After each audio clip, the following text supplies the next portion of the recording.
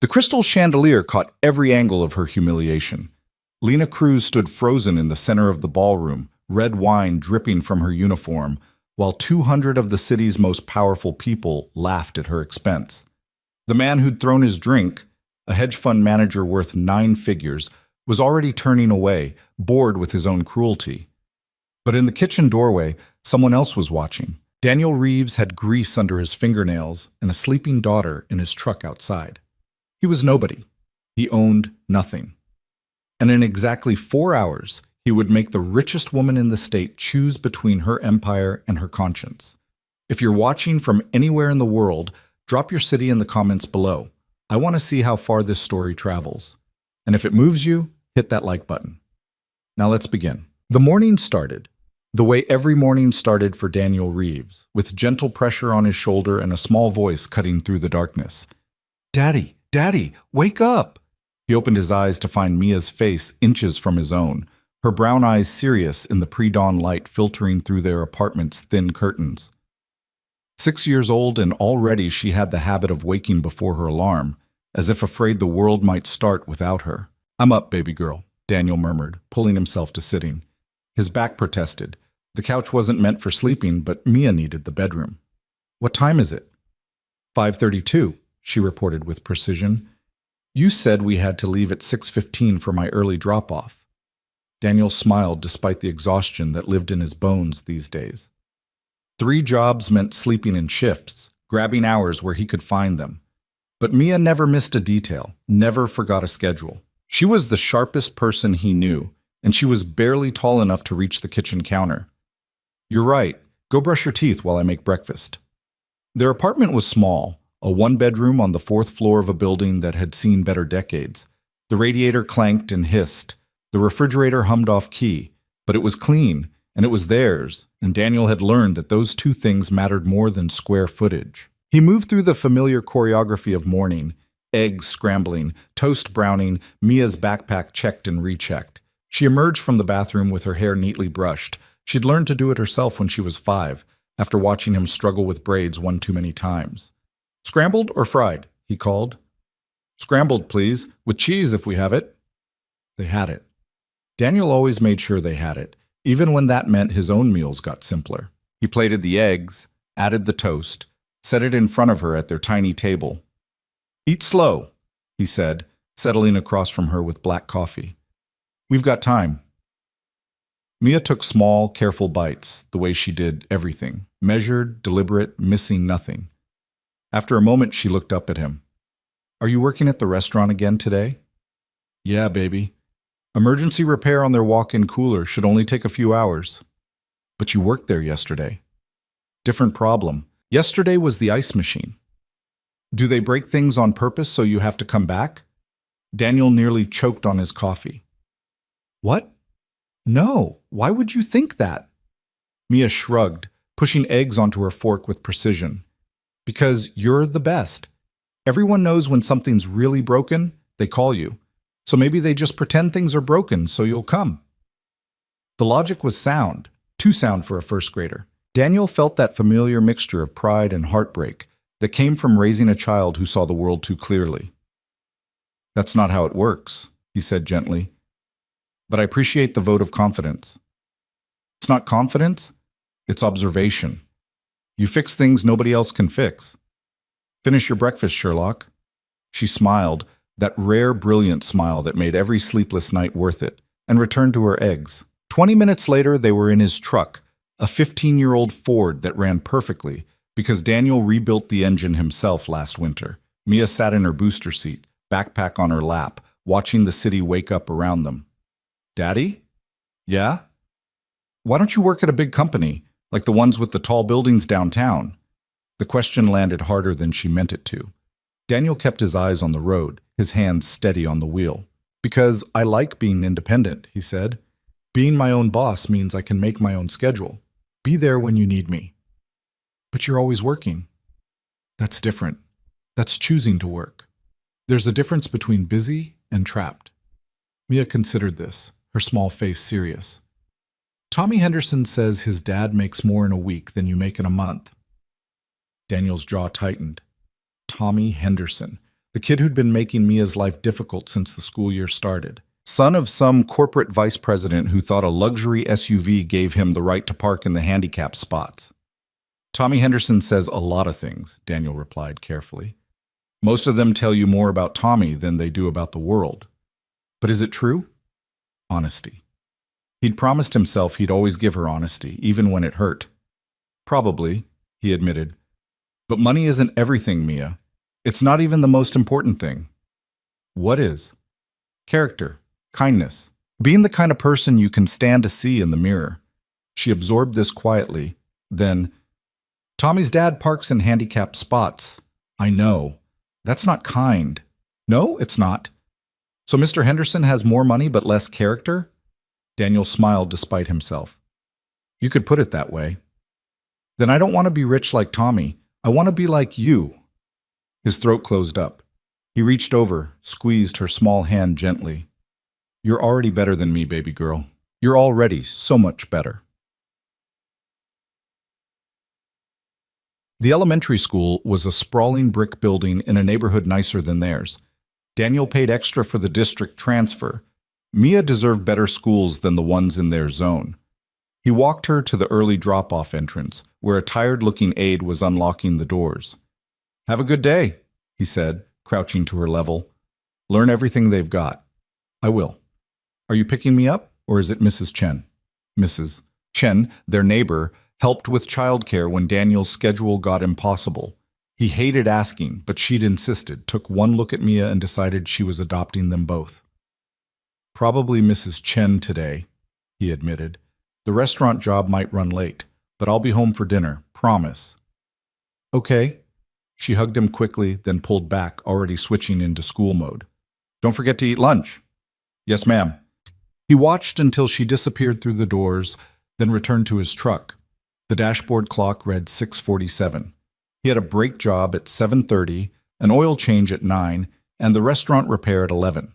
After that, he'd squeeze in whatever walk-in work showed up at his garage before the evening shift doing books for a small accounting firm.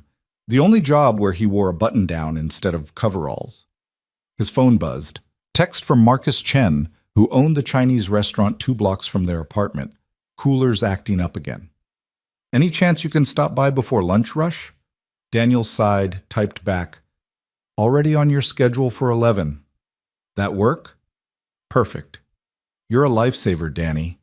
Lifesaver. The word sat strangely. He wasn't saving lives. He was fixing refrigerators and balancing small business checkbooks. He was staying afloat, keeping Mia fed and clothed and enrolled in good schools. That wasn't heroic. It was just what fathers did. His phone buzzed again. Different number. Daniel, this is Cynthia from Lumiere. We have an urgent situation with the walk-in. Any chance you're available this afternoon? Lumiere. The 5-star restaurant where he'd worked yesterday, fixing their ice machine. High-end place downtown, the kind where entrees cost what he made in a day. He hesitated. 2 restaurant jobs in 2 days meant good money, but it also meant less time for everything else. Still, Mia had mentioned needing new shoes last week. Hers were getting tight, and the truck's inspection was due next month. What time? 2 p.m.? I know it's short notice. We'll pay rush rates. I'll be there. Thank you. You're the only one we trust with this. The only one we trust. Daniel put the phone away, started the engine, and pulled into morning traffic. Trust was currency he'd built slowly, repair by repair, promise kept by promise kept. He might not have a college degree or a corner office, but he had something most people spent their whole lives chasing, a reputation for being reliable. It wasn't glamorous, but it was his. The brake job was straightforward. Worn pads on a Honda Civic. Owner was a young woman who worked 2 jobs and couldn't afford to miss shifts. Daniel charged her parts plus 2 hours labor, knowing he could have gotten double from someone else. She thanked him 3 times, eyes bright with relief she didn't have to hide. The oil change ran long because the filter was seized. Cheap, quick lube place had over-tightened it 6 months ago. By the time he finished, he had exactly 12 minutes to grab something that passed for lunch before heading to Marcus's place. He settled for coffee and a protein bar from the gas station. Marcus's cooler was an easy fix. Condensation drain was clogged, causing the temperature control to misread. 20 minutes, and it was running smooth again. Marcus tried to pay him double. Come on, Danny. This is the third time this month I've called you. And it's the third easy fix. I'm not charging you for something that takes less time than driving here. At least let me feed you. May just made fresh dumplings. Daniel's stomach, which had been subsisting on gas station food, made the decision for him. He ended up at the Chen family table, eating soup dumplings that tasted like someone had distilled comfort itself into pork and broth. You look tired, May observed, studying him with the frank assessment of someone who'd known him for 3 years. You sleeping? When I can. That's not an answer. That's an evasion. Marcus snorted. Leave the man alone. He's doing fine. He's doing too much, May corrected. Daniel, when was the last time you took a day off? He genuinely couldn't remember. I take Sundays with Mia. Taking your daughter to the park isn't a day off. That's parenting. I'm talking about rest. Actual rest. I rest when I sleep. On a couch, because you gave your daughter the only bedroom. She needs her own space. And you need a bed, and 8 hours, and a life that doesn't consist of working yourself into the ground. Daniel set down his spoon carefully. The Chens meant well. They always did. But there was a gap between their understanding and his reality that kindness couldn't quite bridge. I appreciate the concern, he said quietly. I do. But right now, this is what it takes. Mia's in a good school. We've got a safe place to live. Bills get paid on time. That's success. That's the goal. May's expression softened. And what about when she's grown? What then? Then I'll sleep for a week straight. She didn't laugh. Instead, she reached across the table and squeezed his hand, brief, warm, weighted with unspoken worry. You're a good father, Daniel, the best I know, but you can't pour from an empty cup forever. Watch me. This time she did laugh, though it sounded sad. Stubborn man. Learned from stubborn friends. He finished his dumplings, thanked them both, and headed back to his truck. The clock read 1:17, 43 minutes until he needed to be at Lumiere. He spent them at his garage, a rented single-bay space in an industrial area south of downtown. Nothing fancy, concrete floors, fluorescent lights, tools organized with the precision of someone who couldn't afford to waste time searching for the right wrench. A small office in the corner held a desk, a filing cabinet, and a coffee maker that had survived longer than some of his relationships. There was paperwork waiting, invoices to send, receipts to file. Daniel knocked out what he could in 30 minutes, then grabbed his tool bag and headed for the nice part of town. Lumiere occupied the ground floor of a glass and steel tower in the financial district. Valet parking, doorman, the kind of place where people went to be seen as much as to eat. Daniel knew the service entrance by heart now. He'd been here often enough fixing their aging equipment. The kitchen manager, Cynthia, met him at the door. Thank God, she breathed. It's getting worse. Define worse. Temperature's dropping. We've got $400 worth of specialty produce in there, and a private event tonight that's worth 6 figures to us in publicity alone. Daniel followed her through the kitchen, all stainless steel and controlled chaos, chefs prepping with the intensity of surgeons. The walk-in cooler was in the back, industrial-sized, door standing open, while a sous chef frantically transferred expensive-looking greens into backup refrigeration. Daniel set down his bag, studied the temperature gauge. 32 degrees and falling, the compressor was running. He could hear it, but something in the refrigeration cycle was failing. How long's it been doing this? Started about an hour ago. Slow at first, now it's accelerating. He nodded, already running diagnostics in his head. I'm going to need everyone out of here for a bit, and kill the power to this unit. Cynthia barked orders. The kitchen staff cleared out. Daniel went to work. It took him 40 minutes to find it. A refrigerant leak in one of the evaporator coils, small enough to be missed on casual inspection, but big enough to tank the whole system. He patched it, recharged the refrigerant, recalibrated the temperature controls. By the time he finished, the walk-in was holding steady at 37 degrees. You're a miracle worker, Cynthia said, signing off on the invoice. Seriously, our regular guy said it would take until tomorrow. Your regular guy wanted to sell you a new system. Probably, but you actually fixed it. Daniel packed his tools. That's the job. You ever think about working somewhere full-time? A place like this, we could use someone with your skills on staff. It wasn't the first time he'd gotten the offer. Corporate maintenance, steady paycheck, benefits. The kind of job that would make Mia's life easier. But corporate also meant schedules he couldn't control. Bosses who'd expect availability at the expense of a 6-year-old school plays and parent-teacher conferences. The golden handcuffs that looked shiny until you felt their weight. I appreciate it, he said honestly, but I like the independence.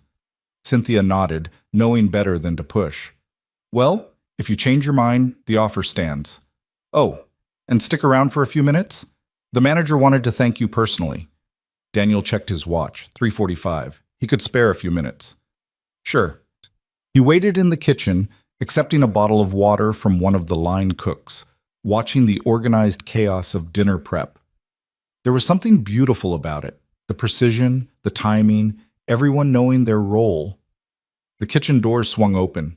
A woman in an elegant black pantsuit strode through, her presence immediately commanding attention without saying a word. Late 30s, dark hair pulled into a sleek bun, eyes that saw everything. Daniel recognized her immediately. Adriana Vale, owner of half the buildings in the financial district, CEO of Vale Industries, the kind of wealthy that made wealthy people feel poor. Mr. Reeves, she said, extending her hand. Her grip was firm, professional. Adriana Vale, I wanted to thank you personally. Just doing the job, Ms. Vale. A job our usual contractor said was impossible before tomorrow. You had it done in under an hour. It wasn't impossible, just required actually looking at the problem instead of the profit margin. Something flickered in her expression. Amusement, maybe, or recognition. Spoken like someone who understands the difference between price and value. I understand that most people charge for what they think you can pay, not what the work is worth. And you? I charge what's fair.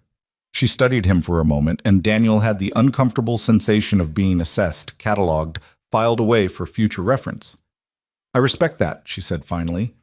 We're hosting a private event here tonight. Investors, board members, some high-profile guests. If anything else goes wrong with the equipment, would you be available? Daniel thought of Mia, of his promise to be home for dinner. We'll pay triple your usual rate, plus a retainer just for being on call. The triple rate. That was new shoes for Mia and the truck inspection with money left over. That was breathing room, even if just for a month. I'd need to make arrangements for my daughter. Of course, take whatever time you need. The event doesn't start until 7. He pulled out his phone, texted Mrs. Chen. Emergency job tonight. Any chance you can do dinner and bedtime for Mia? The response came within seconds. Already planning on it. May's making her favorite noodles. Take care of business. I can do it, he told Adriana. But I'll need to bring my daughter with me. She can wait in my truck if anything comes up. Adriana frowned. How old? 6. Absolutely not. There's a staff lounge with a television and Wi-Fi. She's welcome to wait there if needed. Daniel hesitated. Mia in a 5-star restaurant staff lounge felt wrong somehow, like crossing a boundary he'd been careful to maintain. But triple rate and breathing room.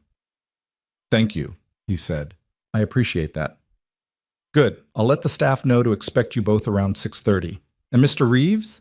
She paused at the kitchen door. I meant what I said about understanding value. People who actually fix things instead of just replacing them. They're rarer than you'd think. Then she was gone, leaving Daniel standing in a kitchen that suddenly felt too expensive, too polished, too far from the world where he normally operated. He gathered his tools and headed back to his truck. But Mia was delighted by the prospect of a restaurant adventure, even if it meant missing Mrs. Chen's noodles. She changed into her fancy dress, a simple blue cotton thing that she'd worn to a birthday party last month, and insisted on bringing a book in case she got bored. What kind of restaurant is it? She asked as they drove downtown. The expensive kind, where rich people go to see and be seen. Why would you want people to see you eating? Because when you have enough money, everything becomes about showing it off. She considered this seriously. That sounds exhausting. It probably is. They arrived at 6:20, parking in the service area. Daniel grabbed his tool bag, just in case, and led Mia through the service entrance. A hostess intercepted them immediately, her professional smile flickering with confusion when she saw a man in work clothes and a 6-year-old girl. I'm Daniel Reeves. Ms. Vale is expecting me. This is my daughter, Mia. The smile stabilized, became genuine. Of course. Right this way. She led them to the staff lounge, a comfortable room with couches, a TV, and a small kitchenette. Make yourself at home, sweetie, she told Mia. There's juice and snacks in the fridge, and the remote's on the table. Mia thanked her with the careful politeness Daniel had taught her, then immediately settled onto a couch with her book. I'll be nearby, Daniel told her. You need anything, you come find me or ask one of the staff. Okay? Okay, Daddy. He kissed the top of her head and followed the hostess back into the restaurant proper. The transformation from afternoon to evening was striking. The dining room glowed with candlelight, tables dressed in white linens, crystal gleaming. Guests were beginning to arrive. Men in tuxedos, women in dresses that cost more than his monthly rent. Daniel felt profoundly out of place. Cynthia found him near the kitchen.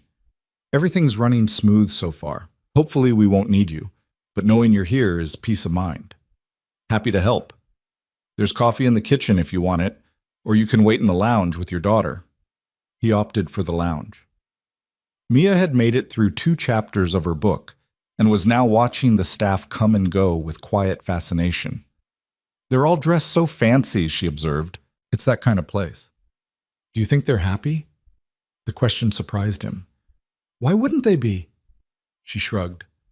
I don't know. They all look tired, like they're working really hard to look like they're not working hard.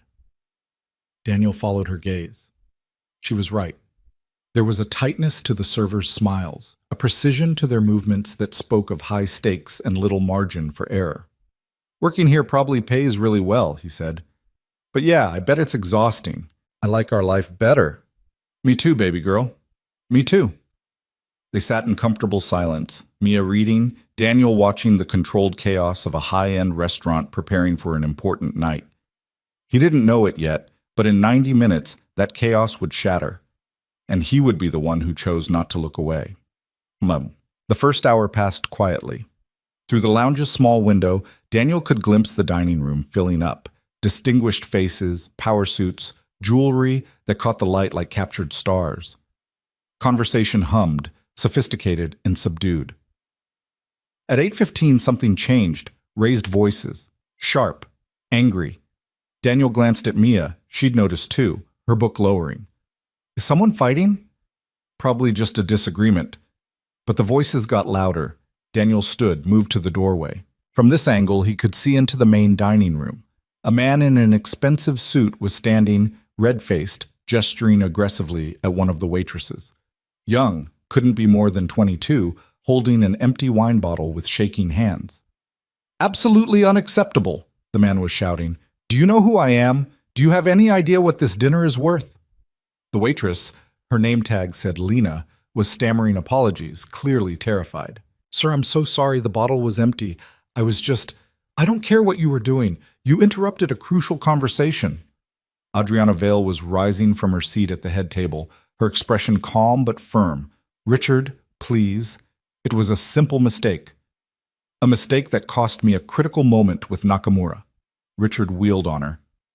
This is exactly the kind of incompetence I've been telling you about. Your standards are slipping. Daniel's hands tightened on the doorframe. Mia had come up beside him, tugging his sleeve. Daddy, he's being mean to her. I know. Shouldn't someone stop him? Before Daniel could answer, Richard grabbed his wine glass, still half full, and turned back to Lena. Maybe this will teach you to pay attention. He threw it. The wine hit her square in the chest, red liquid soaking her white shirt, spattering her face. The dining room went silent. 200 people, and not one of them moved. Lena stood there, wine dripping from her chin, her face crumpling with humiliation. And the laughter started. Not from everyone. Not from Adriana, whose expression had gone cold as winter. Not from some of the other guests who looked uncomfortable, embarrassed. But enough. Enough that the sound filled the room, cruel and casual. Richard was already turning away, dismissive, done with her. Daniel felt Mia's hand tighten on his arm. He can't just do that, she whispered. That's not right. She was looking up at him, her brown eyes bright with something between confusion and faith. The belief that adults, especially her father, would fix things that weren't right. In that moment, Daniel Reeves made a choice. He stepped into the dining room. His work boots made no sound on the expensive carpet. He wasn't imposing, average height, lean build, wearing jeans and a flannel shirt with old grease stains. Nobody noticed him at first. He walked up to Lena, who was standing frozen, tears cutting tracks through the wine on her face. "Hey," he said quietly. "You okay?" She blinked at him, clearly not understanding why the mechanic was talking to her. I'm... It's okay. Come with me." He offered his hand. After a moment's hesitation, she took it. That's when Richard noticed him. "Excuse me. Who the hell are you?" Daniel didn't answer. He led Lena toward the kitchen, every step deliberate. "I'm talking to you." Richard's voice cracked like a whip. "Do you work here?" Daniel stopped, turned, met the man's eyes. "No." "Then what gives you the right?" "The same right you had to throw a drink at her. Basic human decency. Though apparently we define that differently." The room went even quieter, if that was possible. Richard's face flushed darker. "Do you know who I am?" "Should I?" "I'm Richard Thornton. I manage $4 billion in assets. I could buy and sell whatever little business you're from 100 times over." Daniel absorbed this information with complete calm. "That's impressive. Must take a lot of skill to manage that much money." Richard blinked, thrown by the lack of intimidation. "It does. So with all that skill, all that intelligence that got you to where you are, you still thought throwing wine at a 22-year-old girl was an appropriate response to her clearing an empty bottle?" Silence. "That seems like a waste of skill to me," Daniel continued. "But what do I know? I just fix broken things. And right now, the most broken thing in this room isn't the refrigerator." Richard's mouth opened and closed. For a man who made his living with words and numbers, he seemed suddenly unable to find either. Adriana Vale was standing now, her expression unreadable. "Mr. Reeves," she said carefully, "thank you for your intervention. But I think—" "She's with me," Daniel interrupted, gently but firmly. He was still holding Lena's hand. "Whatever happens next, that young woman is with me." "With you?" Richard laughed, harsh and ugly. "You're nobody. You're the help. Less than the help. You're a tradesman they called in for an emergency. You don't get to decide anything here." "You're right," Daniel agreed. "I don't. But I can decide where I stand, and I'm standing with her." He looked at Adriana then, and something passed between them. A question, an offering. A moment of decision that would ripple further than either of them could imagine. "Ms. Vale," he said quietly, "your restaurant, your rules. But if he stays, I go. And if I go, so does my guarantee that your equipment keeps running tonight." It was the gentlest ultimatum ever delivered, and everyone in the room understood what it meant. Adriana Vale had to choose. Money or character, power or principle. The man who could buy and sell buildings, or the mechanic who'd just put himself between cruelty and its victim. She looked at Richard, then at Daniel, then at Lena, still dripping wine, still shaking. "Mr. Thornton," she said, her voice cutting through the silence like a blade, "I think it's time for you to leave." Richard stared at her. "You can't be serious." "I've never been more serious. You assaulted a member of my staff. In my establishment. In front of witnesses. It was a glass of wine." "It was assault. Leave now, or I'll have security escort you out." "Do you have any idea what this will cost you? The deals I was brokering tonight? The connections?" "Less than it would cost me to look at myself in the mirror tomorrow if I let you stay." Richard's face went through several shades of red before settling on purple. He grabbed his jacket, shot Daniel a look of pure venom, and stormed toward the exit. At the door, he turned back. "You'll regret this, Vale. Both of you." Then he was gone. The dining room remained silent for 3 more heartbeats. Then conversation slowly, carefully resumed. Softer now, subdued, everyone processing what they'd just witnessed. Daniel became aware that he was still holding Lena's hand. He released it gently. "You okay?" he asked again. She nodded, unable to speak. "Good. Let's get you cleaned up." Adriana approached, her expression still unreadable. "Mr. Reeves?" A word? Daniel glanced back at the lounge, where Mia was watching through the doorway, her eyes wide. "Can it wait 5 minutes? I should check on my daughter." Something in Adriana's expression softened. "Of course." He returned to the lounge. Mia met him halfway, wrapping her arms around his waist. "You stood up for her," she said into his shirt. "Yeah. Even though that man was rich and important. Money doesn't make you important, Mia, and it definitely doesn't make you right." She pulled back, looked up at him with an expression far too old for 6 years.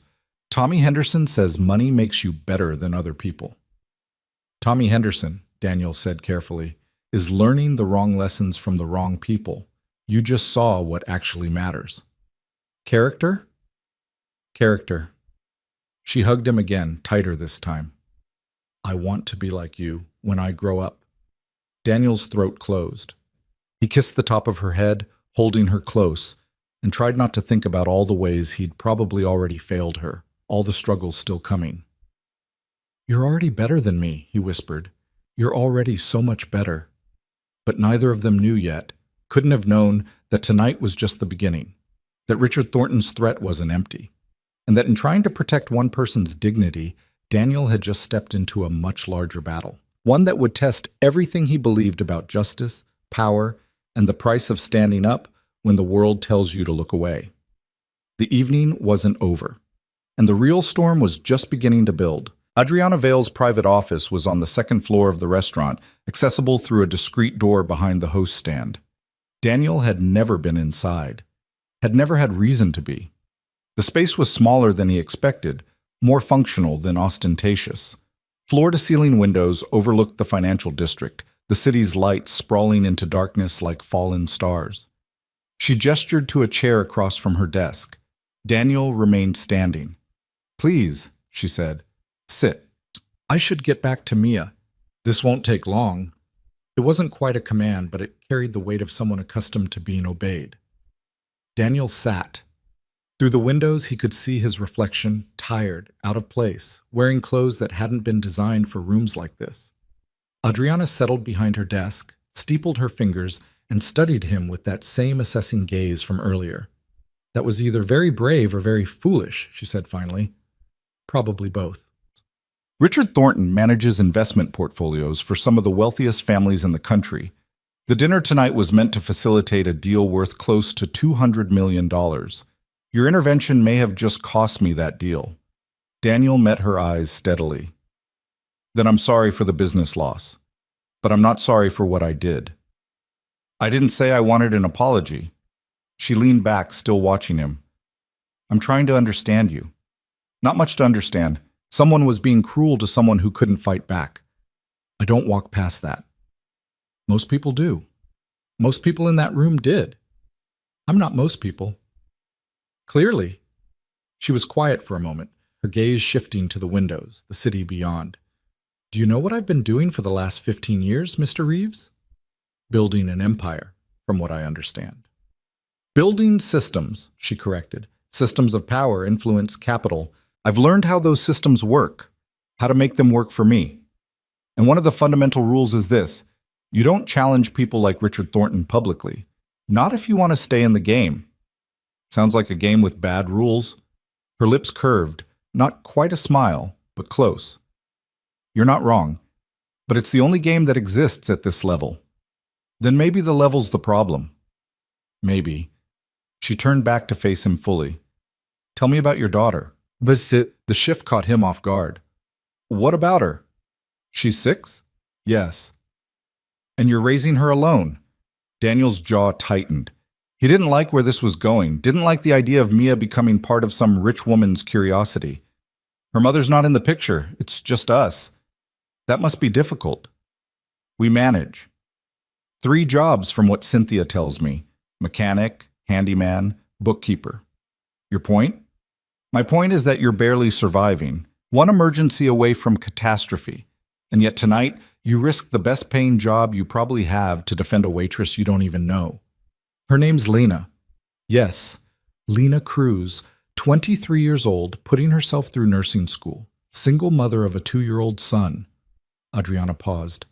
I know my employees, Mr. Reeves. I know their stories, which is why what you did tonight mattered more than you realize. Daniel said nothing, waiting. I could have sided with Richard, she continued.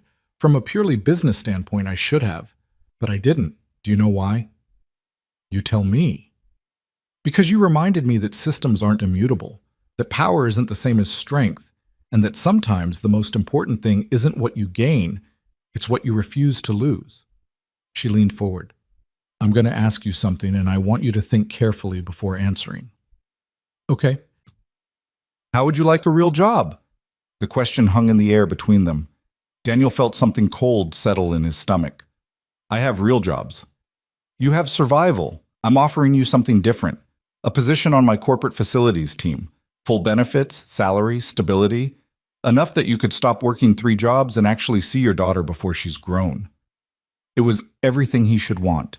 Everything Mia deserved. And every instinct in his body was screaming danger. Why? He asked quietly. Because people like you are rare.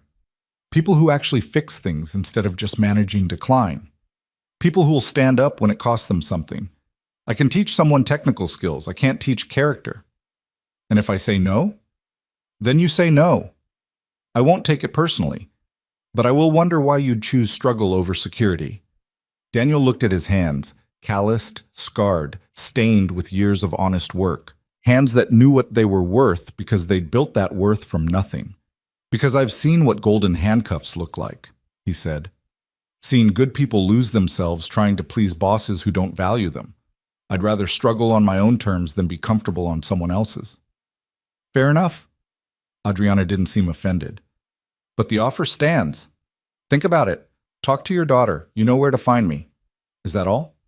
One more thing. She pulled something from her desk drawer, a business card, heavy stock, embossed lettering. Lena's going to face fallout from tonight. Richard has friends, and they have long memories. If she needs anything, legal support, financial help, another job, have her call this number. It's my direct line. Daniel took the card, slipped it into his pocket. You think he'll come after her? I think powerful men don't like being embarrassed. And I think Lena just became the public face of Richard's humiliation. Her expression hardened, which means she's going to need protection she can't afford. What about me? You? Adriana smiled, and this time it reached her eyes. You're the mechanic who stopped a billionaire's world for 5 minutes. Richard will want revenge, but he's smart enough to know that going after you directly would just make him look worse. He'll find other ways to cause damage. I can handle myself. I'm sure you can, but handling yourself and protecting your daughter are 2 different things. The words landed like a punch. Daniel stood abruptly, the chair scraping against hardwood. I need to go. Of course. Thank you for being available tonight. And Mr. Reeves? She waited until he looked back. What you did down there, standing with her, that wasn't small. Don't let anyone convince you otherwise. Daniel nodded, not trusting himself to speak, and left. Mia was exactly where he'd left her, curled up on the lounge couch with her book, though she'd clearly given up reading in favor of watching the staff rush past. She brightened when she saw him. Are we leaving? Yeah, baby. Let's go home. In the truck, she was quiet for the first few miles, staring out at the city sliding past. Then, softly, that lady you helped, Lena, is she going to be okay? I think so. The mean man won't hurt her more? Daniel's hands tightened on the wheel. I won't let him. Promise? He shouldn't make promises he couldn't guarantee, but Mia was looking at him with those wide, trusting eyes, and he'd never been able to deny her anything that mattered. Promise.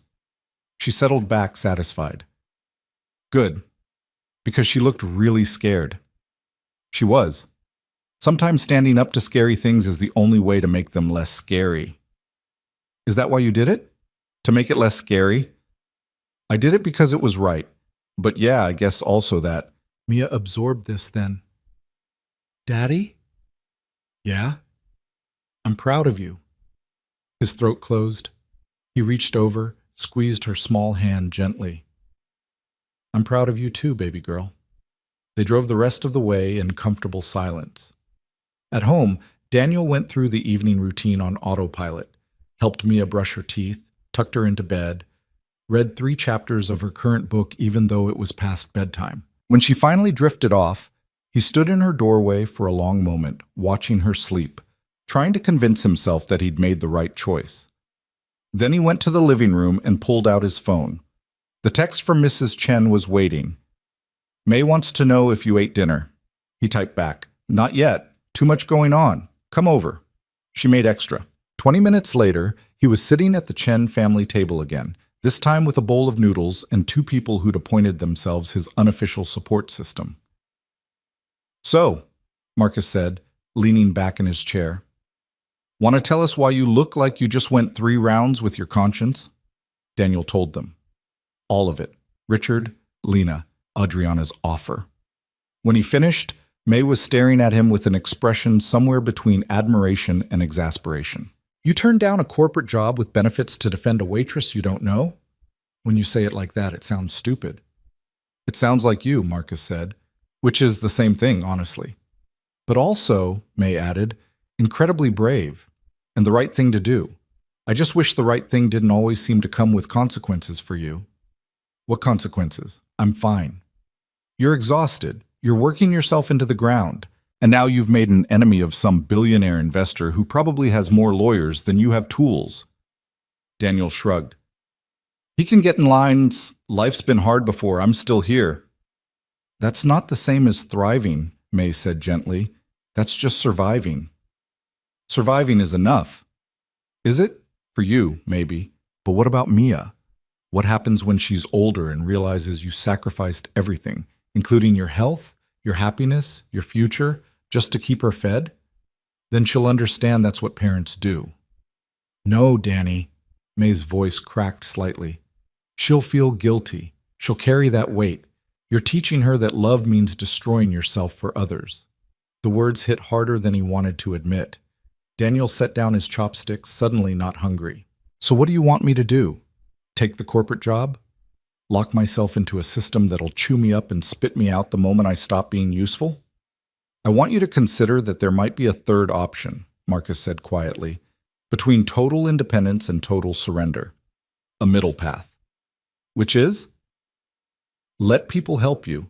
Accept that you can't do everything alone. Maybe take Adriana Vale's offer, but negotiate. Set boundaries. Use the stability to build something better, not just to survive." Daniel laughed, sharp and humorless. "You think someone like her negotiates with people like me?" "I think someone like her just sided with you over a $4 billion investor. So yeah, maybe she does." The thought sat uncomfortably. Daniel wasn't used to powerful people acting against their own interests. In his experience, the rich and influential made decisions based on profit, not principle. But Adriana had thrown out Richard Thornton, had offered Lena protection, had offered him a job. Either she was playing a longer game he couldn't see, or she was genuinely different. He didn't know which possibility scared him more. "I'll think about it," he said finally. May reached across the table, squeezed his hand. "That's all we're asking." He finished his noodles, thanked them both, and walked home through streets that were quieter now, the city settling into its late-night rhythm. In his apartment, he checked on Mia one more time, still sleeping, peaceful, then collapsed onto the couch. Sleep didn't come easy. His mind kept circling back to the look on Richard Thornton's face, the venom in his voice when he'd promised consequences. "You'll regret this, Vale. Both of you." Daniel stared at the ceiling, listening to the building's familiar sounds. The radiator clanking, footsteps overhead, distant traffic. Somewhere in this city, Richard Thornton was probably making phone calls, pulling strings, setting whatever revenge he'd planned into motion. And Daniel, who owned nothing but his integrity and a 15-year-old truck, had just painted a target on his own back. But when he thought about that moment, stepping forward, taking Lena's hand, refusing to let cruelty go unchallenged, he couldn't bring himself to regret it. Some things were worth the cost. He just hoped the bill wouldn't come due in ways that hurt Mia. Sleep finally claimed him around 2 a.m, restless and full of dreams he wouldn't remember. The next morning started normal enough. Mia's gentle pressure on his shoulder, her voice cutting through the darkness. "Daddy, wake up! It's 6 o'clock!" He groaned, pulled himself upright. Every muscle ached. He wasn't young enough anymore to sleep on couches without consequences. "Morning, baby girl." You slept in your clothes." "Yeah, long night. Are you okay?" He looked at her serious little face, her concern that no 6-year-old should have to carry, and forced a smile. "I'm perfect. Let's make breakfast." The morning routine unfolded. Eggs, toast, Mia's backpack checked. They were almost out the door when his phone rang. Unknown number. Daniel hesitated, then answered. Hello? Mr. Reeves? This is Patricia Williams from Ridgemont Elementary. His stomach dropped. Ridgemont was Mia's school. Is Mia okay? She's fine. But we need you to come in this morning for a meeting with Principal Morrison. There's been a situation. What kind of situation? It's better if we discuss it in person. Can you be here by 8? Daniel glanced at Mia, who was watching him with wide eyes. I'll be there. He hung up, mind racing. Mia hadn't done anything wrong. She was the most well-behaved kid he knew, which meant someone had done something to her. What's wrong? She asked quietly. Nothing, baby. Just need to talk to your principal before school. Come on. The drive to Ridgemont took 15 minutes. Mia was silent the whole way, her small hands twisted in her lap. Mia, he said gently, if something happened, you can tell me. I didn't do anything bad. I know you didn't, but did someone do something bad to you? She bit her lip, staring out the window. Tommy Henderson said his dad says you're a troublemaker, that you made a rich man angry, and now you're going to lose everything. Daniel's vision went red at the edges. He pulled into the school parking lot, killed the engine, and turned to face his daughter. Look at me, baby. She did, her eyes shining with unshed tears. Tommy Henderson's father is wrong. I didn't make anyone angry. I stopped someone from being cruel. There's a difference. But Tommy said Tommy's father parks in handicapped spots and probably tells his son that money makes you better than other people. Do you trust what people like that say? She shook her head. Then don't worry about it. Come on, let's see what this is about. Principal Morrison's office was exactly what you'd expect. Motivational posters, filing cabinets, a desk covered in paperwork. Morrison himself was in his 50s, balding, with the exhausted look of someone who'd been managing children and parents for too long. He stood when Daniel and Mia entered. Mr. Reeves, thank you for coming. Mia, sweetheart, can you wait outside with Miss Patricia? Mia looked at Daniel. He nodded. I'll be right here. When she was gone, Morrison gestured to a chair. This time Daniel sat. What's this about? He asked directly. Morrison sighed, rubbing his temples. I received a call this morning from Mr. William Henderson. He's concerned about the influence your lifestyle choices might be having on the student body. Daniel went very still. Explain. Apparently there was an incident last night. Something involving you and a prominent businessman at a downtown restaurant. Mr. Henderson feels that kind of confrontational behavior sets a poor example. Let me get this straight. William Henderson is worried about my behavior influencing students? The same William Henderson who parks illegally in handicapped spots. Morrison shifted uncomfortably. I can't speak to Mr. Henderson's parking habits. But you can speak to mine? Based on what exactly? A secondhand account of something he wasn't even present for? Mr. Reeves, please understand my position. The Henderson family is a substantial donor to this school. When they raise concerns, I have to take them seriously. More seriously than the well-being of students like Mia, who actually belong here on merit instead of money. That's not what I'm saying. Then what are you saying? Spell it out for me. Morrison was quiet for a long moment. Then, I'm saying that if there continue to be concerns about your conduct and its impact on the school community, we may need to reevaluate Mia's enrollment. The words landed like a physical blow. Daniel forced himself to breathe, to think, to not give this man the reaction he was probably expecting. You're threatening to expel a 6-year-old honor student because her father stood up to a bully, he said slowly. That's what you're telling me. I'm telling you that perceptions matter, and right now, certain influential families are perceiving you as a disruptive presence. Certain influential families. You mean the Hendersons. One family. With money. Mr. Reeves, no. Daniel stood. You don't get to hide behind bureaucratic language. You're telling me that my daughter's education is contingent on me staying quiet and not challenging people who abuse their power. That's what this meeting is really about. Morrison's expression hardened. I'm telling you that actions have consequences. And if you can't see that, perhaps Ridgemont isn't the right fit for your family.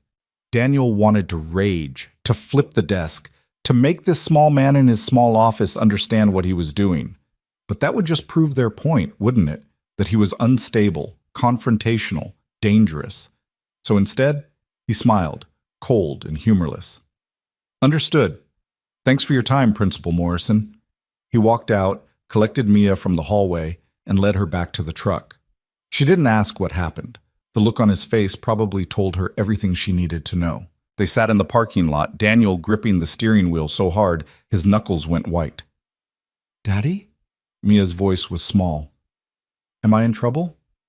No, baby, you're not in trouble. You've never been in trouble. Then why are you angry?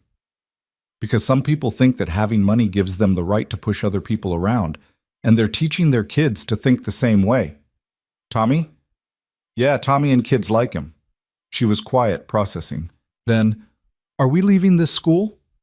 The question gutted him. Ridgemont was the best school he could afford, the one place he thought Mia would be safe, challenged, given opportunities he never had. I don't know yet, he admitted, but whatever happens, we'll figure it out, together. Mia reached over, took his hand. It's okay, Daddy. I don't need a fancy school. I just need you. And that was it. That was the moment Daniel Reeves understood exactly how high the cost of last night was going to be. Richard Thornton wasn't just coming for him.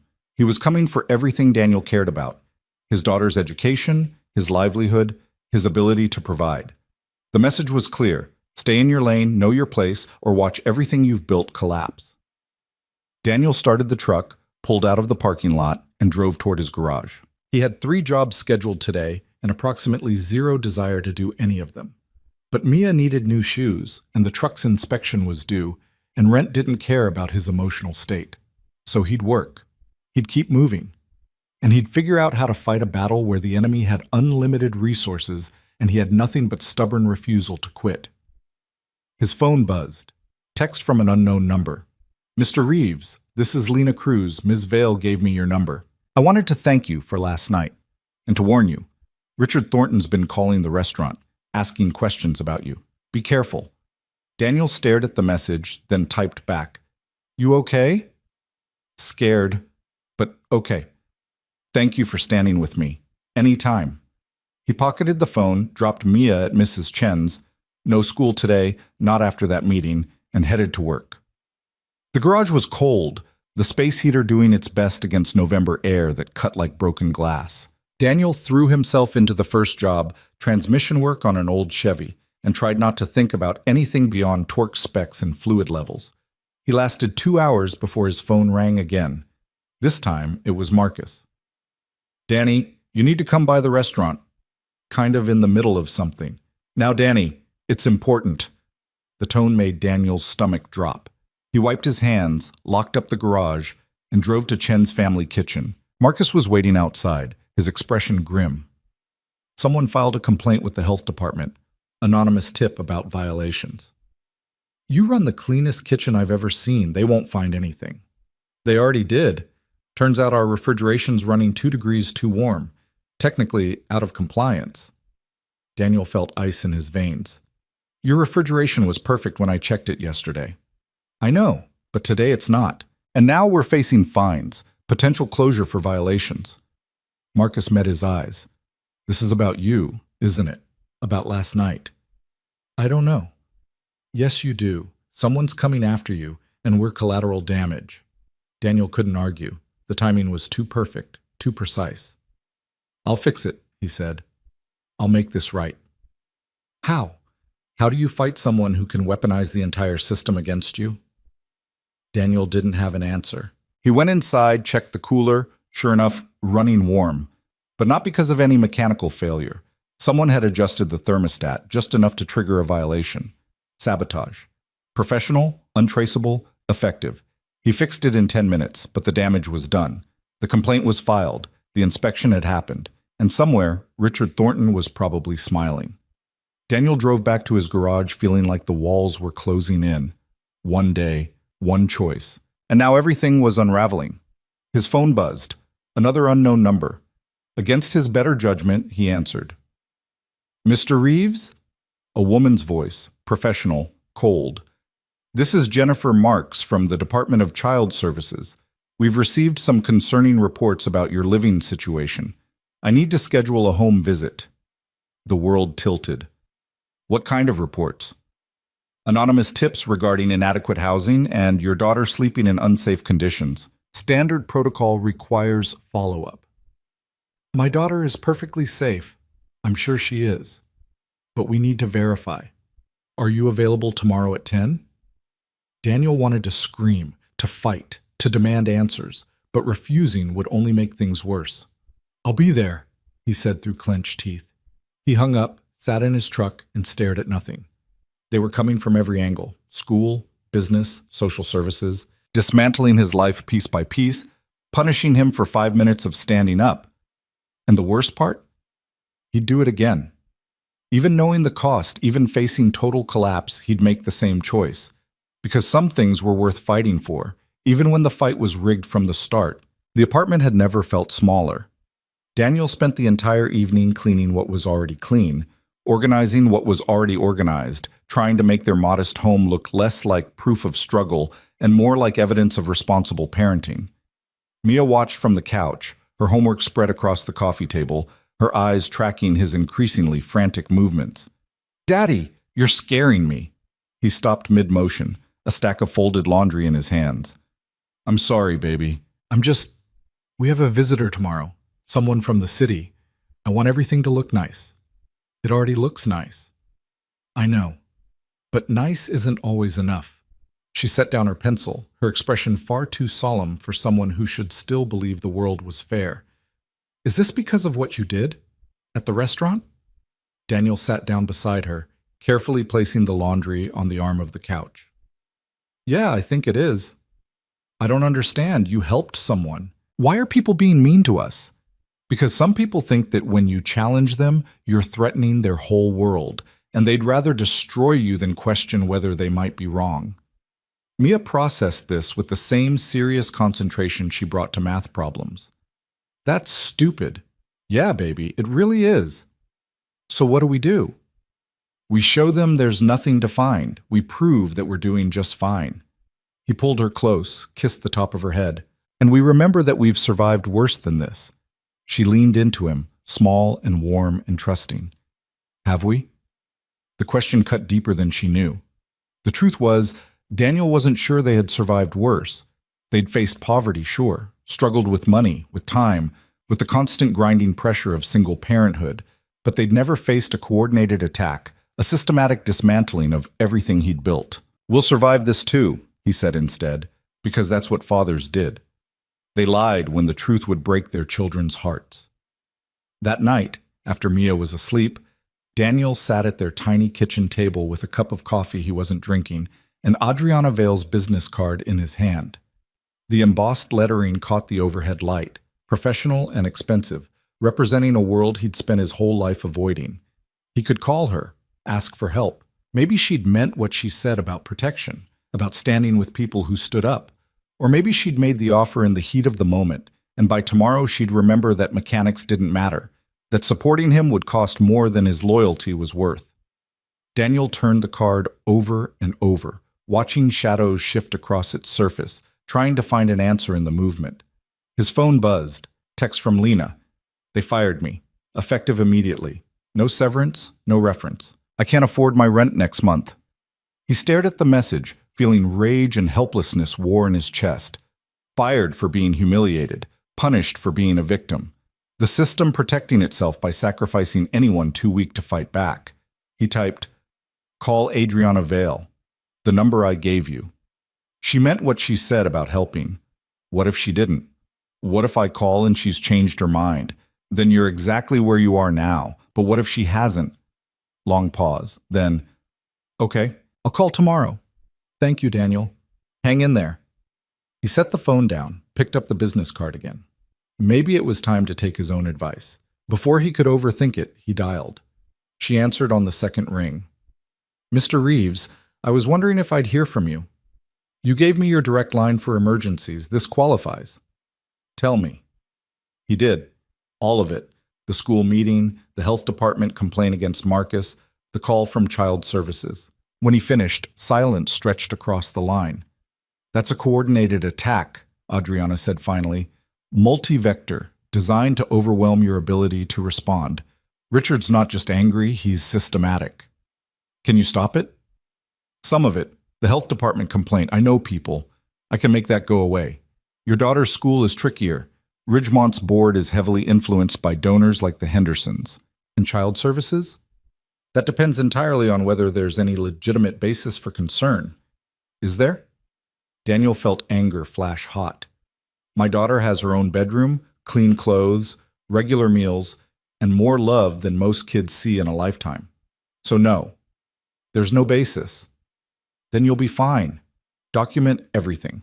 Take photos of your apartment. Keep records of her schoolwork, medical checkups, anything that demonstrates stability. Her voice softened slightly. But Daniel, you need to understand something. Richard can keep this up indefinitely. He has resources you can't match and patience you can't outlast. Fighting him alone is a losing strategy. So what do you suggest? Stop fighting alone. Accept my help. Let me bring resources to bear that actually balance the scales. In exchange for what? Excuse me? Nobody helps for free, especially not people at your level. So what's the price? Adriana was quiet for a moment. When she spoke again, her voice carried something that might have been respect. The job offer still stands, same terms. But whether you take it or not, I'm going to help you anyway, because what Richard's doing is wrong, and because I meant what I said about standing with people who stand up. I don't need charity. Good, because I'm not offering it. I'm offering alliance. There's a difference. Daniel rubbed his face, exhaustion pulling at him like gravity. Why do you care? You barely know me. I know enough. I know you stepped between cruelty and its victim when you had everything to lose. I know you're raising your daughter to value character over comfort, and I know that people like you, truly decent people, are so rare that when I find one, I don't let circumstances destroy them if I can help it. You make it sound like I'm some kind of saint. I'm not. I'm just trying to survive. You're surviving with integrity. That's rarer than you think. A pause. Let me help, Daniel, please.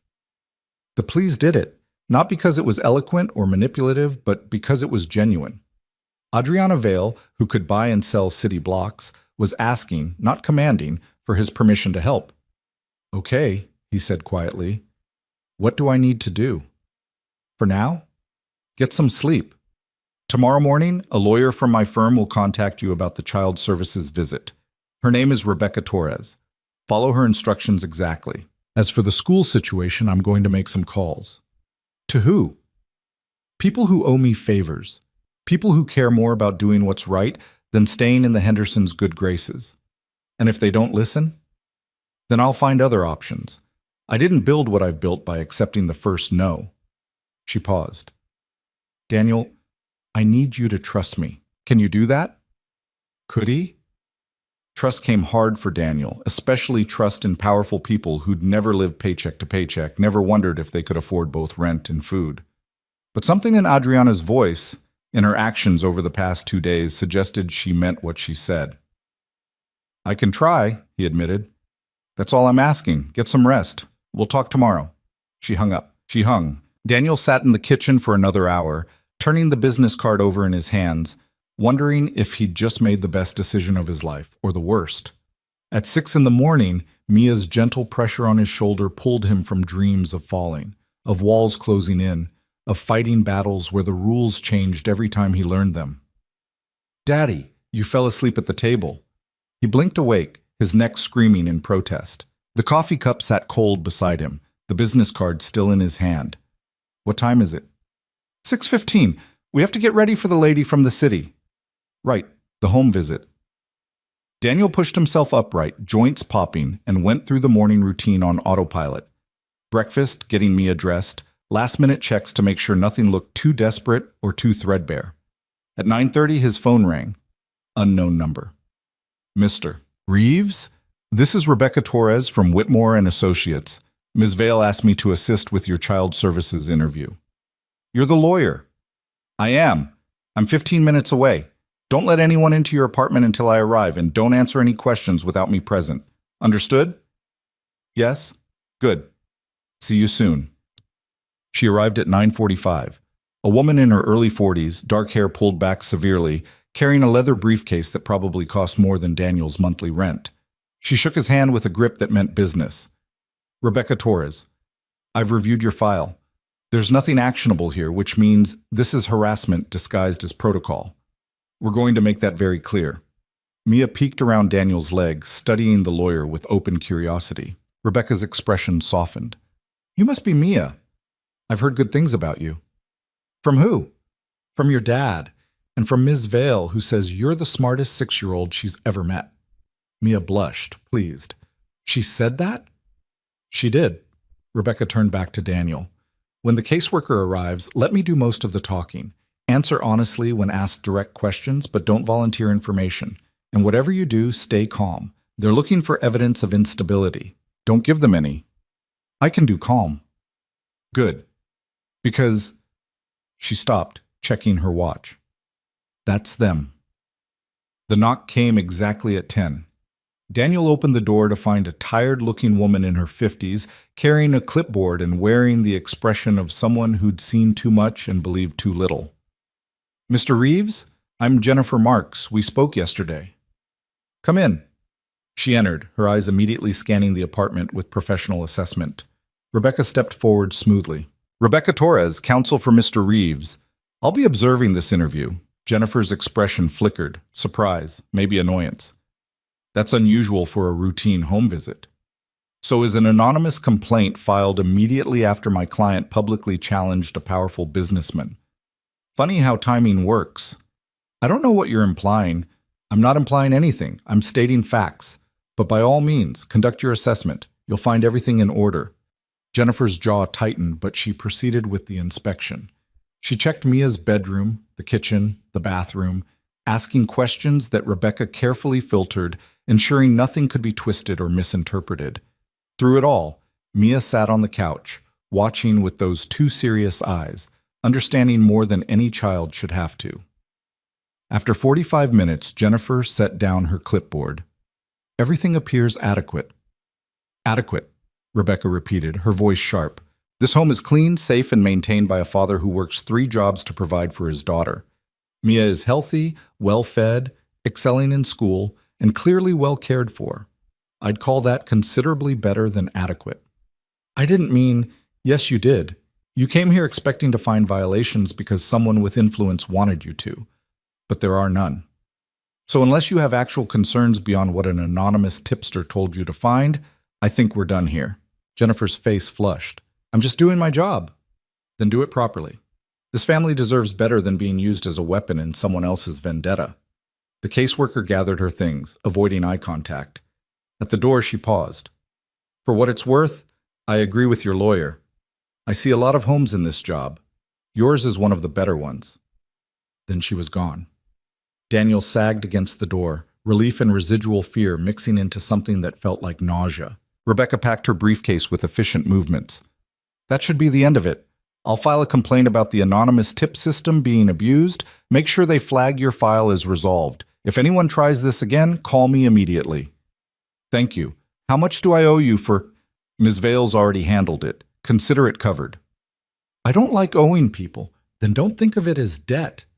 Think of it as someone evening the odds. She glanced at Mia, then back to Daniel. You've got a good kid there. Don't let anyone make you doubt that you're doing right by her. After she left, Daniel collapsed onto the couch beside Mia. She immediately curled into his side. Is it over? She asked quietly. This part is, but baby, I need to tell you something. She looked up at him, waiting. Things might get harder before they get better. The people who are mad at me, they're not going to stop just because one plan didn't work. They're going to keep trying to hurt us. Why?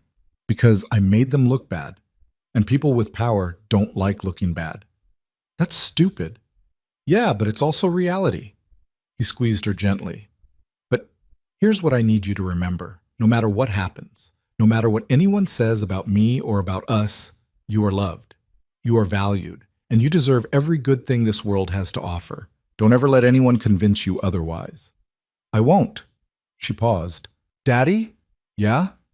When you stood up for that lady at the restaurant, Lena, would you do it again, even knowing all this bad stuff would happen?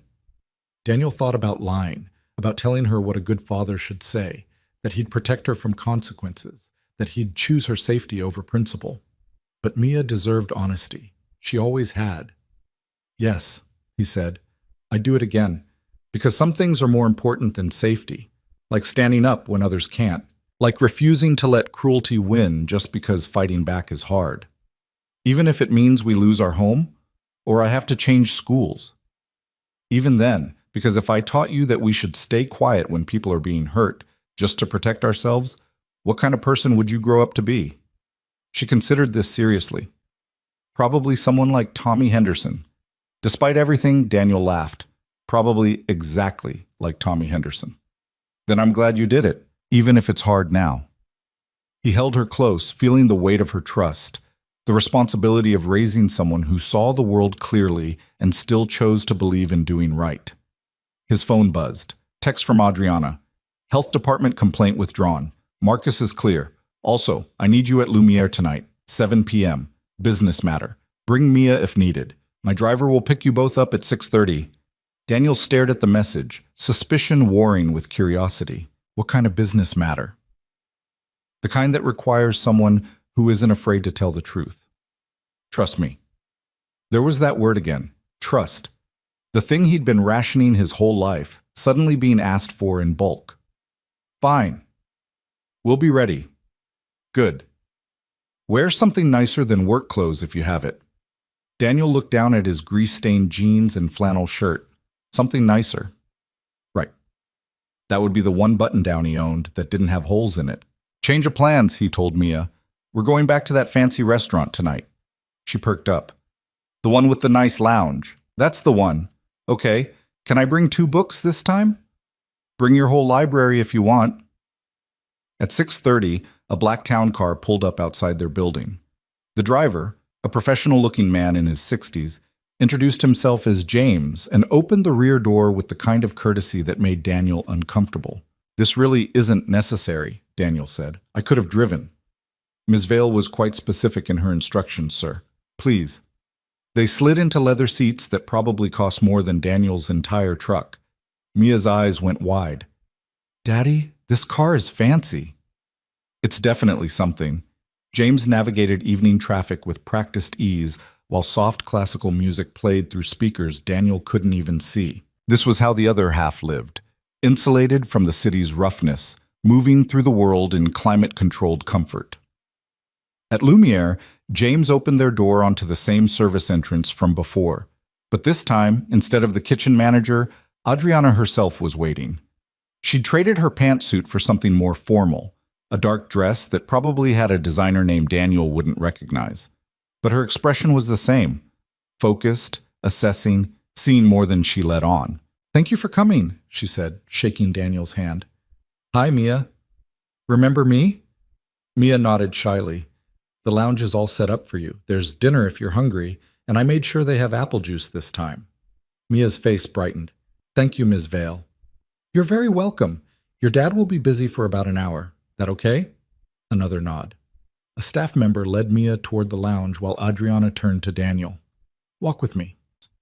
She led him through the kitchen, quieter now, dinner service winding down, and up the stairs to her office. But they didn't go inside. Instead, she took him to a different door, one that opened onto a private dining room Daniel hadn't known existed. Inside, 6 people sat around an elegant table. Daniel recognized 2 of them immediately, investors from the night Richard Thornton had been thrown out. The others were strangers, but they carried themselves with the same air of wealth and influence. Mr. Reeves, Adriana said formally, thank you for joining us. Please sit. Daniel sat, feeling like he'd walked into an ambush. What's going on? One of the investors, an older woman with silver hair and sharp eyes, spoke first. Mr. Reeves, we wanted to meet the man who stopped Richard Thornton's tantrum and made Adriana choose principle over profit. I didn't make her do anything. That was her choice. Precisely. The woman smiled. I'm Margaret Chen. I've been investing in Adriana's ventures for 15 years. And in all that time, I've never seen her take a stand like she did that night. With all due respect, ma'am, I still don't understand why I'm here. Because, said another investor, younger, with the intensity of someone who'd made their fortune in tech, we're starting something new, and we want you to be part of it. Daniel looked at Adriana. She nodded slightly, giving him permission to listen. The tech investor continued. What Richard did to you, the coordinated attacks, the systematic harassment, it's not unique. It's standard operating procedure for people like him. Challenge their authority, and they destroy you. We've all seen it. Most of us have participated in it at some point. So why am I here instead of the next target? Because, Margaret said, we're tired of it. Tired of a system that rewards cruelty and punishes integrity.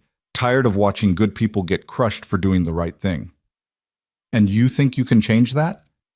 We think we can try. Adriana leaned forward. We're forming an initiative, a fund specifically designed to support people who face retaliation for standing up to abuse of power. Legal fees, lost wages, relocation costs if necessary. Whatever it takes to make sure that doing the right thing doesn't mean losing everything. Daniel felt something cold settle in his chest. That's charity. No, the tech investor said firmly. It's investment. In a world that actually functions instead of eating itself alive. You're not a charity case, Mr. Reeves. You're proof of concept. Proof of what? That ordinary people with extraordinary character exist, that they're worth protecting, and that if we give them the resources to fight back, they will. Margaret pulled out a folder, slid it across the table. We want to offer you a position, Director of Assessment for the initiative. Your job would be evaluating cases, determining who genuinely needs support versus who's just looking for a payout. We need someone who understands what it's like to struggle, who won't be dazzled by wealth or intimidated by power. Daniel opened the folder. The salary number made his vision blur. This is a living wage, Adriana said quietly, with benefits, health care, retirement, college fund for Mia, and most importantly, protection. Richard Thornton might try to come after an independent mechanic, but he'll think twice about targeting a director of a well-funded initiative backed by this table. Daniel looked around at the faces watching him. Wealthy, powerful, everything he'd spent his life avoiding, but also genuinely waiting for his answer, treating him like an equal instead of a curiosity. Why me? He asked. You could hire anyone, someone with credentials, with experience in this kind of work. We could, Margaret agreed. But credentials aren't character, and what we need most is someone who won't compromise, won't be bought, won't forget what it's like to have everything on the line. Someone, the tech investor added, who'll stand between cruelty and its victim even when it costs them everything. Daniel closed the folder, his hands shaking slightly. I need to think about it. Of course, Adriana said. Take your time. The offer stands for as long as you need. How long do I have? As long as it takes. But Daniel? She waited until he met her eyes. Richard isn't done. He's going to keep coming, and without protection, without resources, he'll eventually find the crack that breaks you. This isn't just about a job. It's about survival. He knew she was right. The attacks would continue, each one more sophisticated than the last, until something gave way. His livelihood, his home, his ability to care for Mia. But accepting this felt like surrender, like admitting he couldn't make it on his own. Can I ask you something? He said to the table at large. Why now? Why this initiative? Why this moment? The investors exchanged glances. Finally, Margaret spoke. Because we're scared. Not of losing money, we'll always have money, but of losing ourselves. Of looking in the mirror one day and realizing we became the villains in someone else's story. She paused. You reminded us that there are things worth more than profit, worth more than power, and we'd like to remember that feeling. Daniel stood. I appreciate the offer, I do, but I need time, and I need to talk to my daughter. Absolutely, Adriana said, standing as well. Take whatever time you need. And Daniel, thank you for coming. I know this wasn't easy. He nodded, not trusting himself to speak, and left. Mia was exactly where he'd left her, curled up in the lounge with her books and an empty plate that had held dinner. She looked up when he entered. Are we going home? Yeah, baby. Let's go home. In the car, James driving in that same quiet, professional way, Mia studied her father's face. Something happened, she said. Something big. Yeah. Good, big, or bad big? I don't know yet. She took his hand, her small fingers wrapping around his calloused ones. Whatever it is, we'll figure it out. Together. Daniel squeezed gently, feeling tears press behind his eyes. When did you get so wise? I learned from you. They drove through the city lights, heading home to their small apartment, to their small life that suddenly felt precious and fragile and worth protecting at any cost. That night, after Mia was asleep, Daniel sat at the kitchen table again with the folder Adriana had given him. He read every page, every clause, every carefully worded promise of protection and support. It was real. The salary, the benefits, the safety net that would let him breathe for the first time in years. All he had to do was accept it. All he had to do was trust that powerful people would keep their word. All he had to do was believe that this wasn't a trap, a gilded cage, a different kind of surrender. His phone buzzed. Text from Marcus. Health department cleared us. Adriana came through. You okay? Daniel typed back, still figuring that out. Whatever you're facing, you don't have to face it alone. You know that, right? I'm starting to. He set the phone down, picked up the folder one more time, and started reading again. Somewhere in this city, Richard Thornton was planning his next move, and Daniel Reeves was trying to decide if accepting help meant losing himself, or if maybe, just maybe, it meant finally letting himself be found. Morning came too early, pulled Daniel from restless sleep where he'd been drowning in paperwork that multiplied faster than he could read it. Mia was already awake, sitting at the kitchen table with her cereal, watching him with that careful attention she'd developed over the past few days. You didn't sleep good, she observed. Didn't sleep well, he corrected automatically, then caught himself. And no, I didn't. Because of the job thing? Daniel poured coffee, buying time. They talked last night after he'd read the folder 3 times through, but the conversation had been careful, dancing around the real questions. Now, in morning light, Mia deserved better than evasion. Yeah, baby, because of the job thing. Do you want it? I don't know. Part of me does.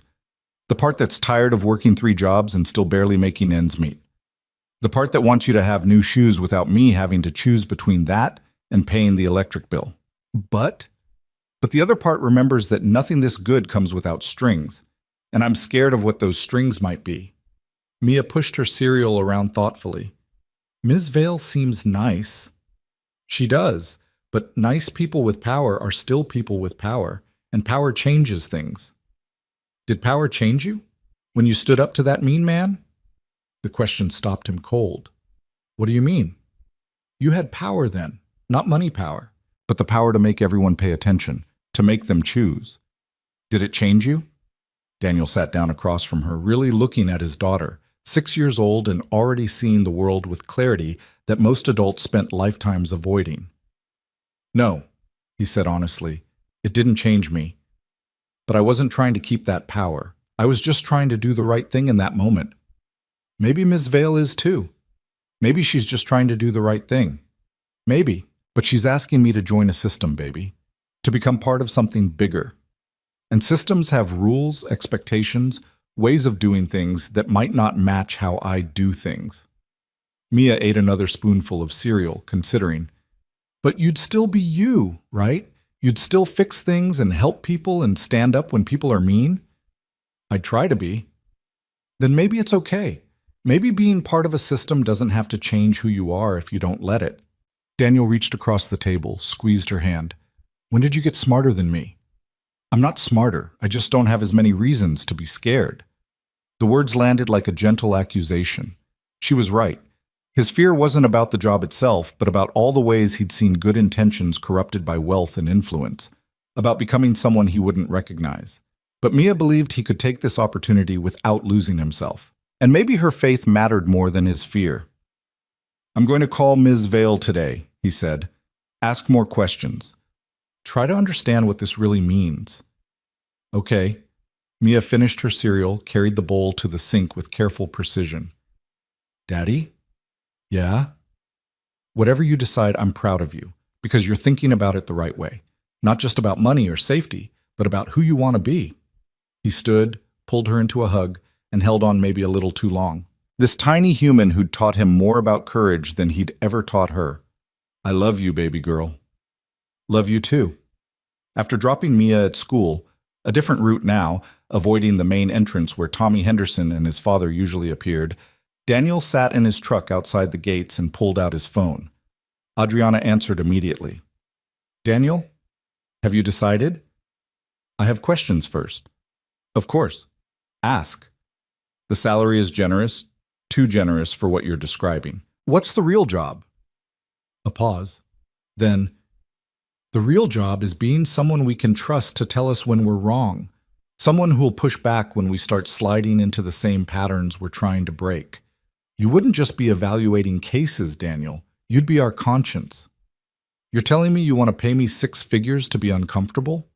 I'm telling you, we want to pay you what you're worth to make sure we don't become the very thing we're fighting against. Yes, there's case evaluation. Yes, there's administrative work. But mostly, there's keeping us honest. And if I disagree with the group, if I think you're making the wrong call on something, then you say so, loudly. That's literally the job. Daniel watched students file into the school, small figures with backpacks too big for their frames, heading into a world that would try to teach them to stay quiet and compliant. What about Mia? The attacks from Richard haven't stopped just because one home visit went well. They will. Because the moment you accept this position, you become untouchable. Richard can try to come after you, but he'd be picking a fight with every investor at that table, and even he's not stupid enough to do that. You're that sure? I'm that connected. I've already made calls, Daniel, quiet conversations with the right people. Richard knows that if he continues this vendetta, he'll find himself isolated. No one wants to be associated with the man who went scorched earth on a single father for doing the right thing. So I'm blackmail material, leverage. You're proof that we mean what we say about protecting people. There's a difference. Daniel rubbed his face, exhaustion pulling at him. I need to know something else. That night at the restaurant when you sided with me over Richard, was that genuine? Or was it calculated? Part of some longer game? Silence stretched. Then, do you want the answer that makes you feel better, or the truth? Always truth. Both. It was genuine. Watching Richard humiliate Lena made me furious. Made me remember every time I'd witnessed that kind of casual cruelty and done nothing. But it was also calculated. I'd been looking for a way to distance myself from Richard's circle for months. He represents everything I'm trying to move away from. You gave me the excuse I needed. So I was useful. You were brave. And yes, useful. But those things aren't mutually exclusive, Daniel. I can be genuinely moved by what you did and also recognize the strategic value of supporting you. Life isn't that simple. He appreciated the honesty, even as it complicated his decision. If I take this job, I need guarantees in writing. That Mia's education is protected regardless of what happens with me. That if this initiative falls apart, or if I quit, she doesn't suffer consequences. Done. What else? I keep my garage, my independence. This doesn't become my whole life. The position is full-time, but we can work around your existing commitments. Keep the garage, keep your other clients. Just be available when we need you. And if I see something I don't like, if this whole initiative starts looking like just another rich people's guilt project, then you walk away. No penalties, no retaliation, and you tell us exactly why we failed. Daniel closed his eyes, feeling the weight of the decision settle over him. Every instinct screamed caution, warned him about the dangers of trusting power. But Mia's words echoed in his mind. Maybe being part of a system doesn't have to change who you are if you don't let it. I want 24 hours, he said, to sit with this. Make sure I'm not just running scared toward the first safe thing I see. Take 48 if you need it. This isn't a limited time offer, Daniel. It's a genuine invitation to help us build something better. Okay, I'll call you tomorrow. One more thing before you go. There's a dinner tomorrow night. Same private room.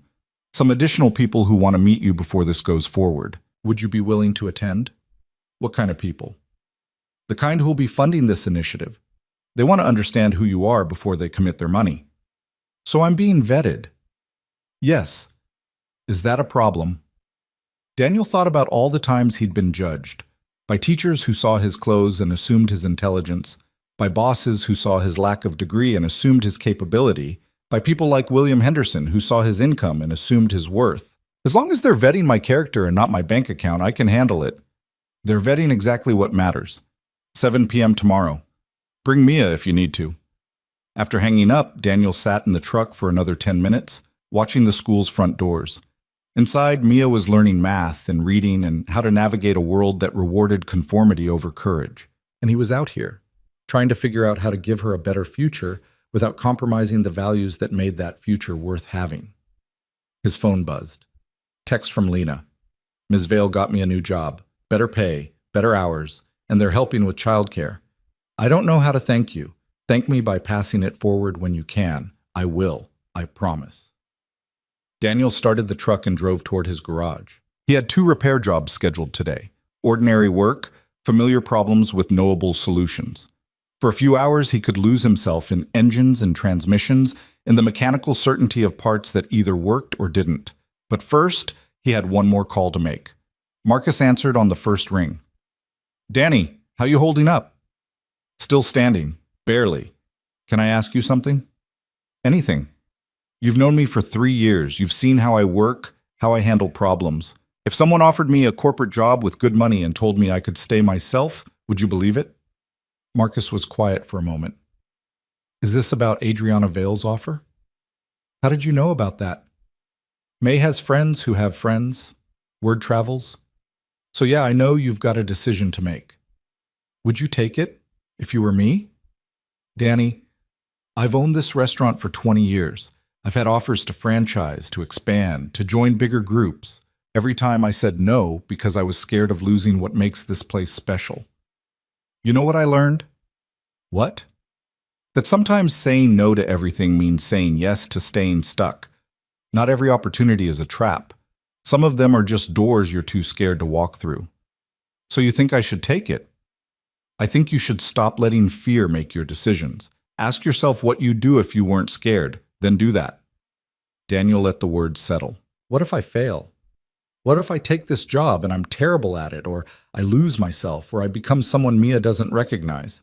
Then you'll deal with it, same as you deal with everything else.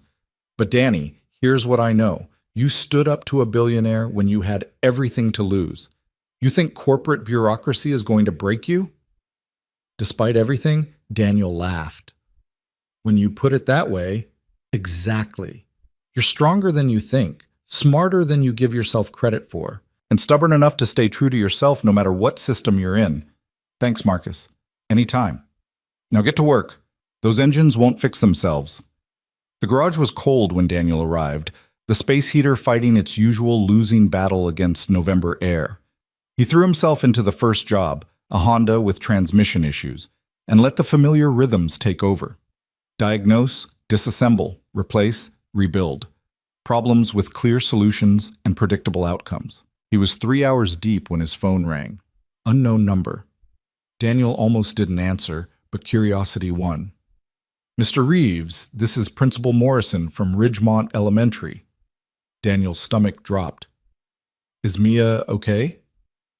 She's fine, but I wanted to speak with you about yesterday's conversation. What about it? Morrison cleared his throat uncomfortably. I received several calls this morning from board members. Apparently, there's been some reconsideration of the school's position regarding your family. Reconsideration. Yes. The board wanted me to convey that Ridgemont values all its students equally, regardless of their parents' circumstances or associations. Mia's enrollment is secure. Daniel set down the wrench he'd been holding. What changed? I'm not at liberty to discuss internal board matters, but I wanted you to know that any concerns about Mia's place at this school have been resolved. By who? As I said, I'm not at liberty. Let me guess.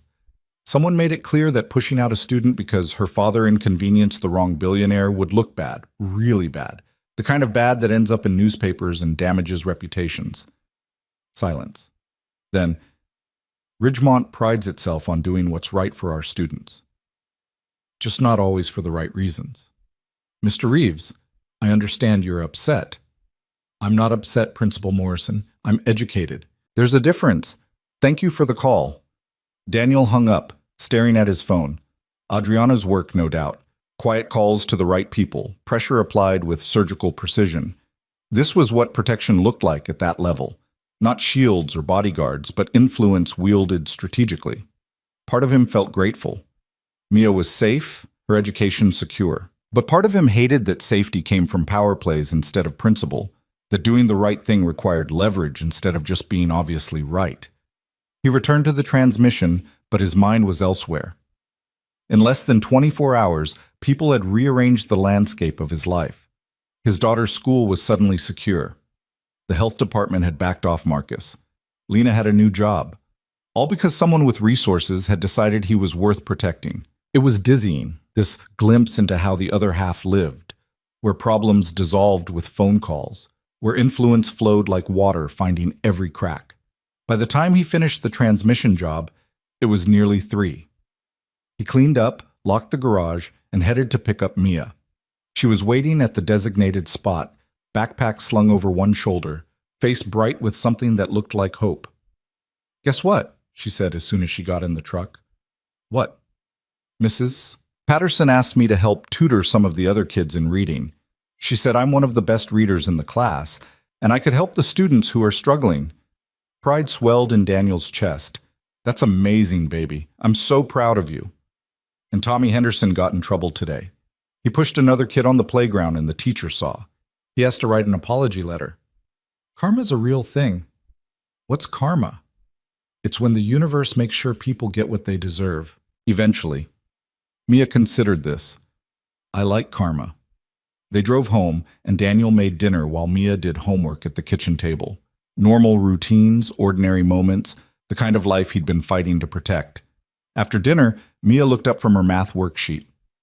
"Did you decide about the job?" "Not yet, but I'm having dinner with some people tomorrow night. They want to meet me." "The rich people?" "Yeah, the rich people." "Are you nervous?" "Terrified." "Why?" "You're smart, and you work hard, and you're nice to people. What else do they need to know?"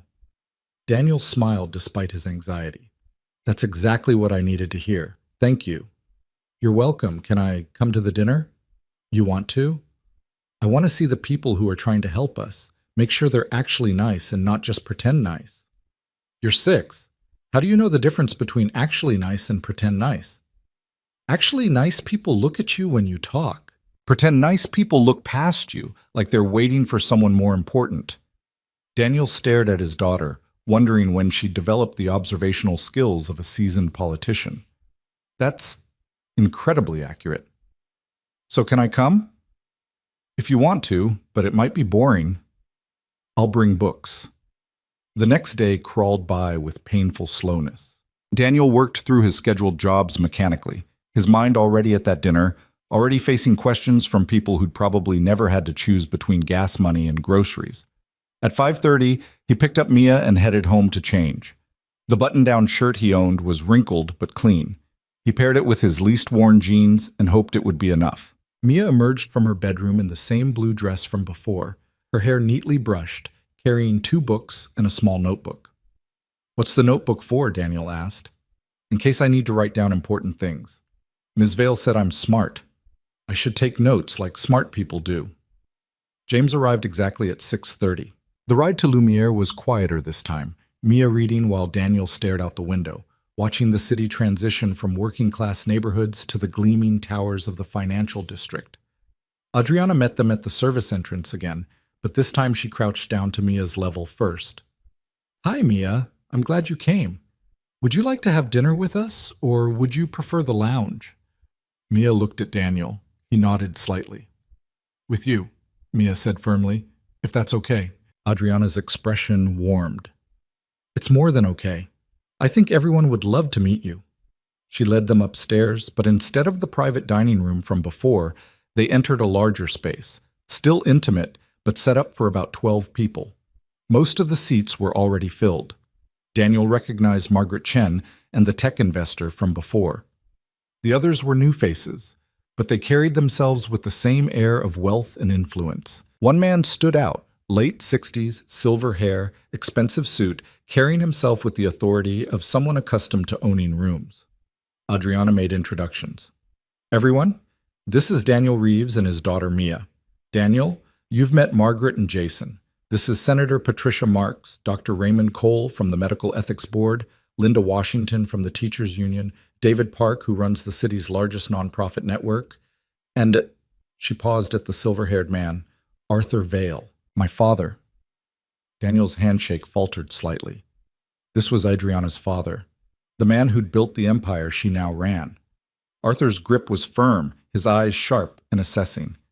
"Mr. Reeves, I've heard quite a bit about you." "I'm sure you have, sir." "Please sit, both of you." A staff member had brought a booster seat for Mia, positioning it between Daniel and Adriana. Mia climbed up, set her notebook and pen beside her plate with careful precision, and looked around the table with open curiosity. Arthur waited until everyone was settled before speaking. "Mr. Reeves, we're here because my daughter believes you're the kind of person we need leading this initiative.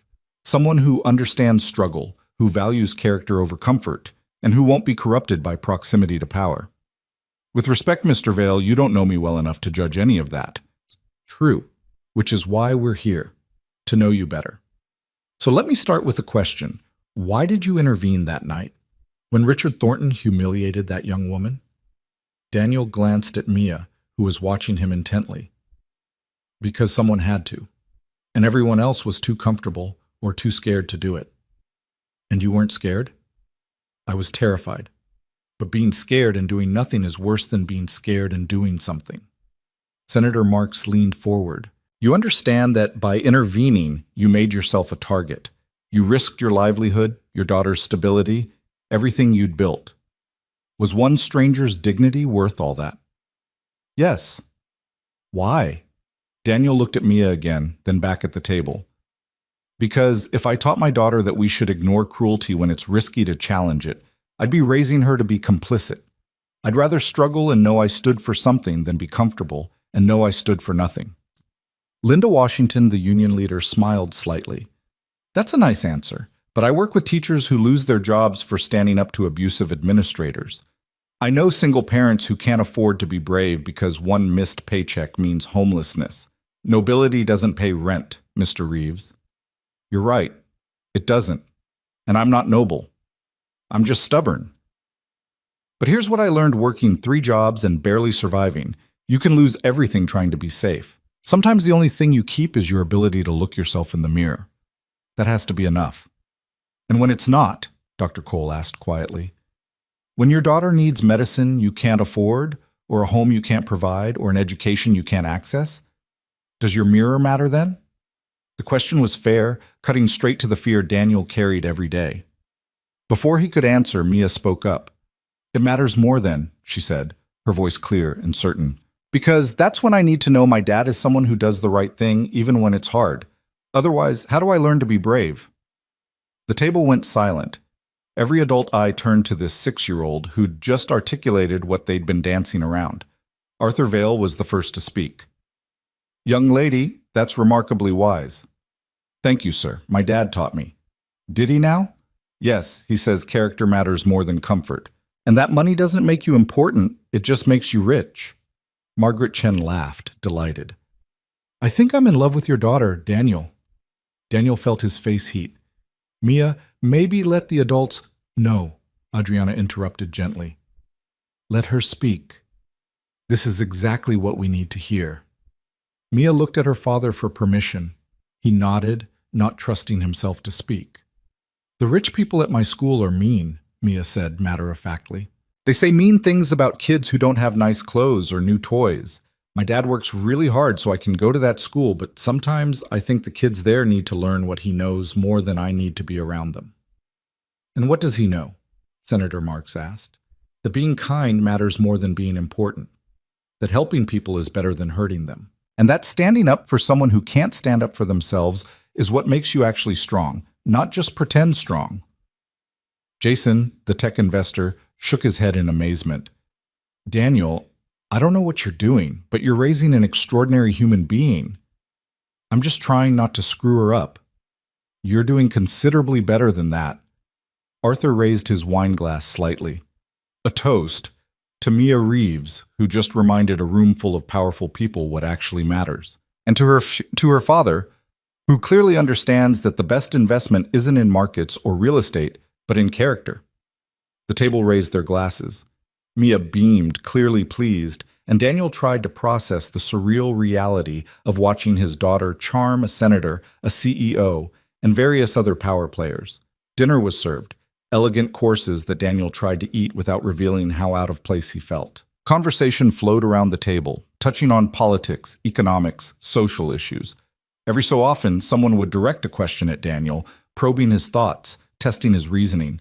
He answered honestly, knowing he lacked their vocabulary and polish, but trusting that authenticity mattered more than performance. Halfway through the main course, Arthur addressed him directly again.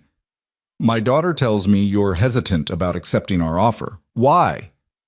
Daniel set down his fork. "Because I've seen what happens when good people join systems built by powerful people. The system doesn't change. The good people do. They start compromising, justifying, becoming exactly what they thought they were fighting against." Fair concern. What would convince you we're different? Honestly, nothing. Not yet. Trust isn't built in dinner conversations. It's built over time through consistent action. You can tell me all day that this initiative will stay true to its values, but I won't believe it until I see it. So why are you here? Because my daughter believes you're actually nice, not pretend nice, and her judgment is better than mine. Arthur smiled, genuine warmth breaking through his executive facade. She gets that from you, the ability to see people clearly. She gets it from having to grow up too fast. From learning that the world doesn't always protect the vulnerable, so you have to protect yourself. Linda Washington spoke up. "Daniel, I'm going to be direct. This initiative needs you more than you need it. We can throw money at problems all day long, but without someone who actually understands those problems, who's lived them, we're just another group of wealthy people playing at social justice. You're the real thing, and that's terrifying to admit, but it's true. So I'm a trophy. Proof you care about the little people." "No," Senator Marks said firmly. "You're a reality check. Someone who will call us out when we inevitably start drifting back toward comfortable answers instead of real solutions." Dr. Cole added, "Every organization needs someone who'll say the emperor has no clothes. Someone who's not invested in maintaining the illusion. That's you." Daniel looked around the table, seeing genuine intent mixed with the privilege they couldn't help embodying.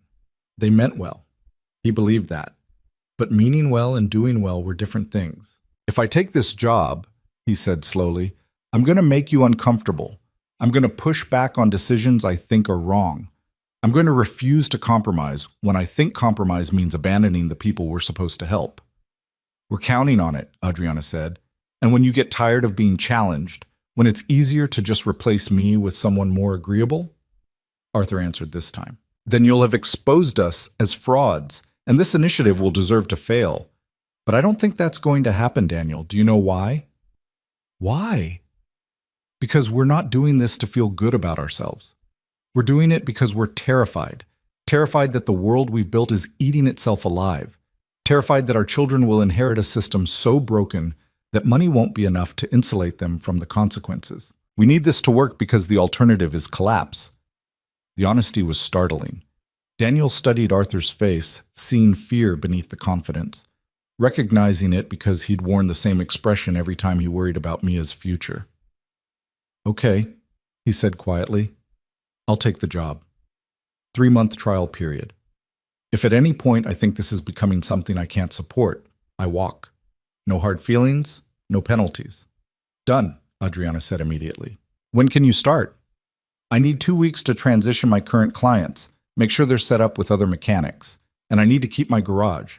1 day a week, minimum, doing actual repair work. I need to stay grounded in reality." "Absolutely. Anything else?"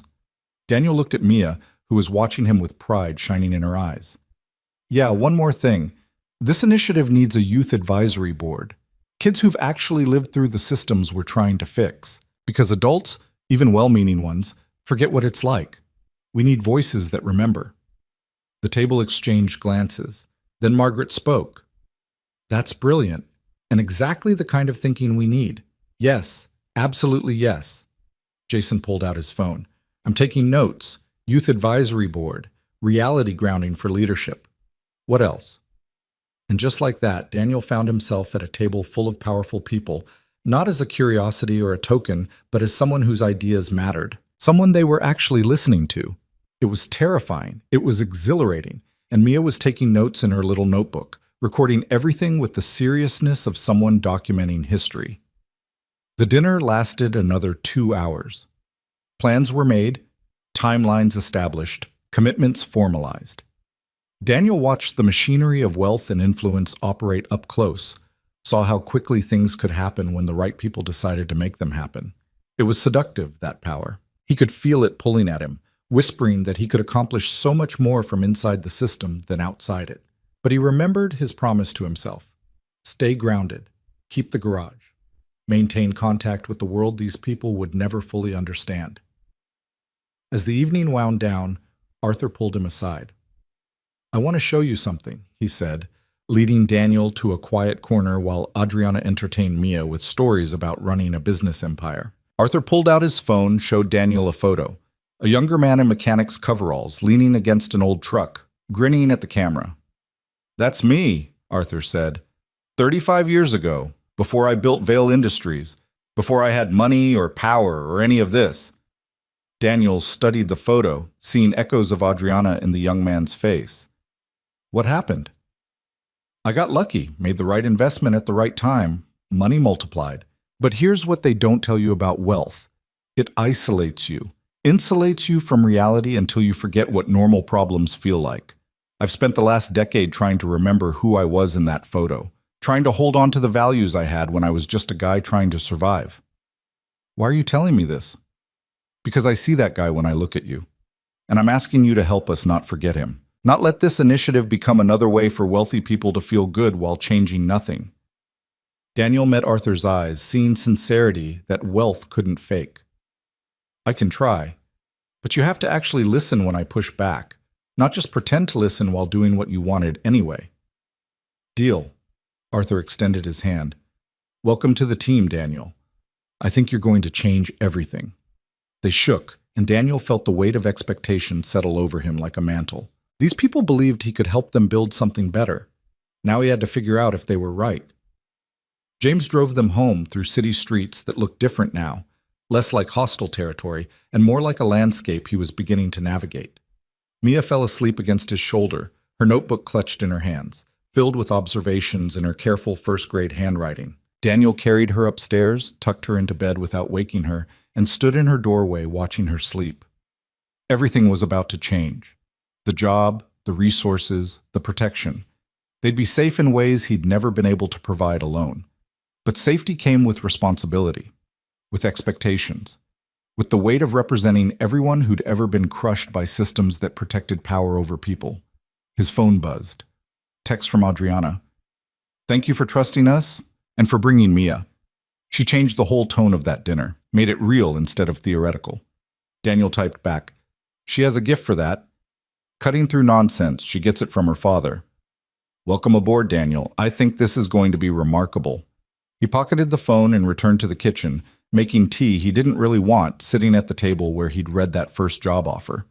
2 weeks ago, he'd been invisible, a mechanic the world didn't see, working jobs that didn't matter to anyone but the people he helped directly. Now he was part of something bigger, something that could actually change systems instead of just surviving within them.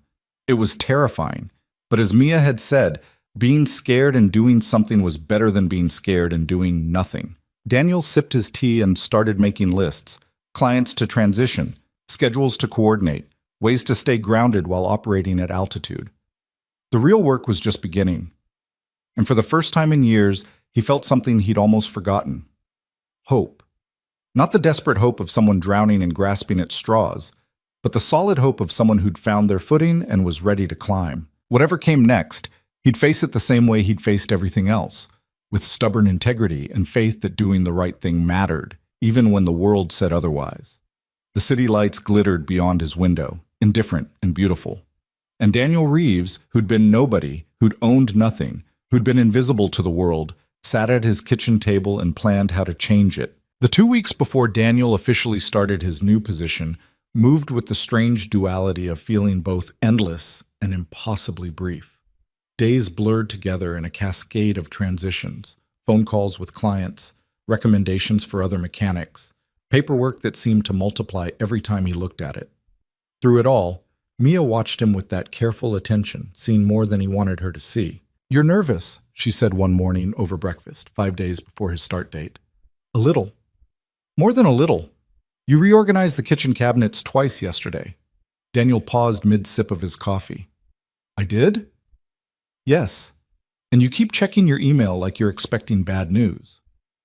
I'm expecting the other shoe to drop. This all feels too good to be real. Mia set down her spoon with deliberate precision. Daddy, what if there isn't another shoe? What if sometimes good things just happen because you deserve them? Life doesn't work that way, baby. Maybe it does, and you just haven't noticed because you've been too busy expecting the worst. The observation landed with uncomfortable accuracy.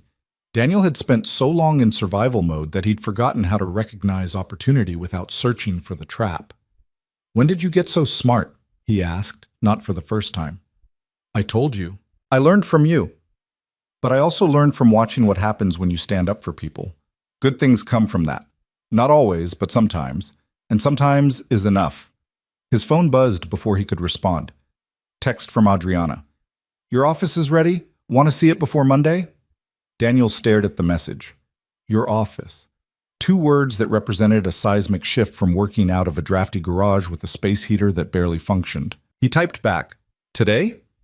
This morning, if you're free. Bring Mia. I have something for her. An hour later, they stood in the lobby of Vale Tower, a gleaming structure of glass and steel in the heart of the financial district. Daniel had driven past this building 1,000 times, never imagining he'd have reason to enter it. The security guard checked their names against a list, nodded with professional courtesy, and directed them to the executive elevators. Mia's eyes went wide as they stepped into a car with mirrored walls and soft lighting. This is fancy, she whispered. Yeah, baby, it really is. The elevator climbed smoothly, numbers ticking upward until they reached the 23rd floor. The doors opened onto a reception area that looked like it belonged in a design magazine. Modern furniture, subtle lighting, floor-to-ceiling windows overlooking the city. Adriana was waiting, dressed in her usual elegant business attire, but her expression was warmer than Daniel had seen before. Welcome, she said, shaking his hand. How does it feel? Surreal. Good. If it felt normal, I'd worry you weren't taking it seriously. She turned to Mia. And you must be excited about starting 2nd grade soon. Mia nodded. School starts in 2 weeks. My teacher is Mrs. Patterson. She's really nice. I'm glad. Come on, I want to show you both something. She led them down a hallway lined with offices, each one occupied by people who looked important and purposeful.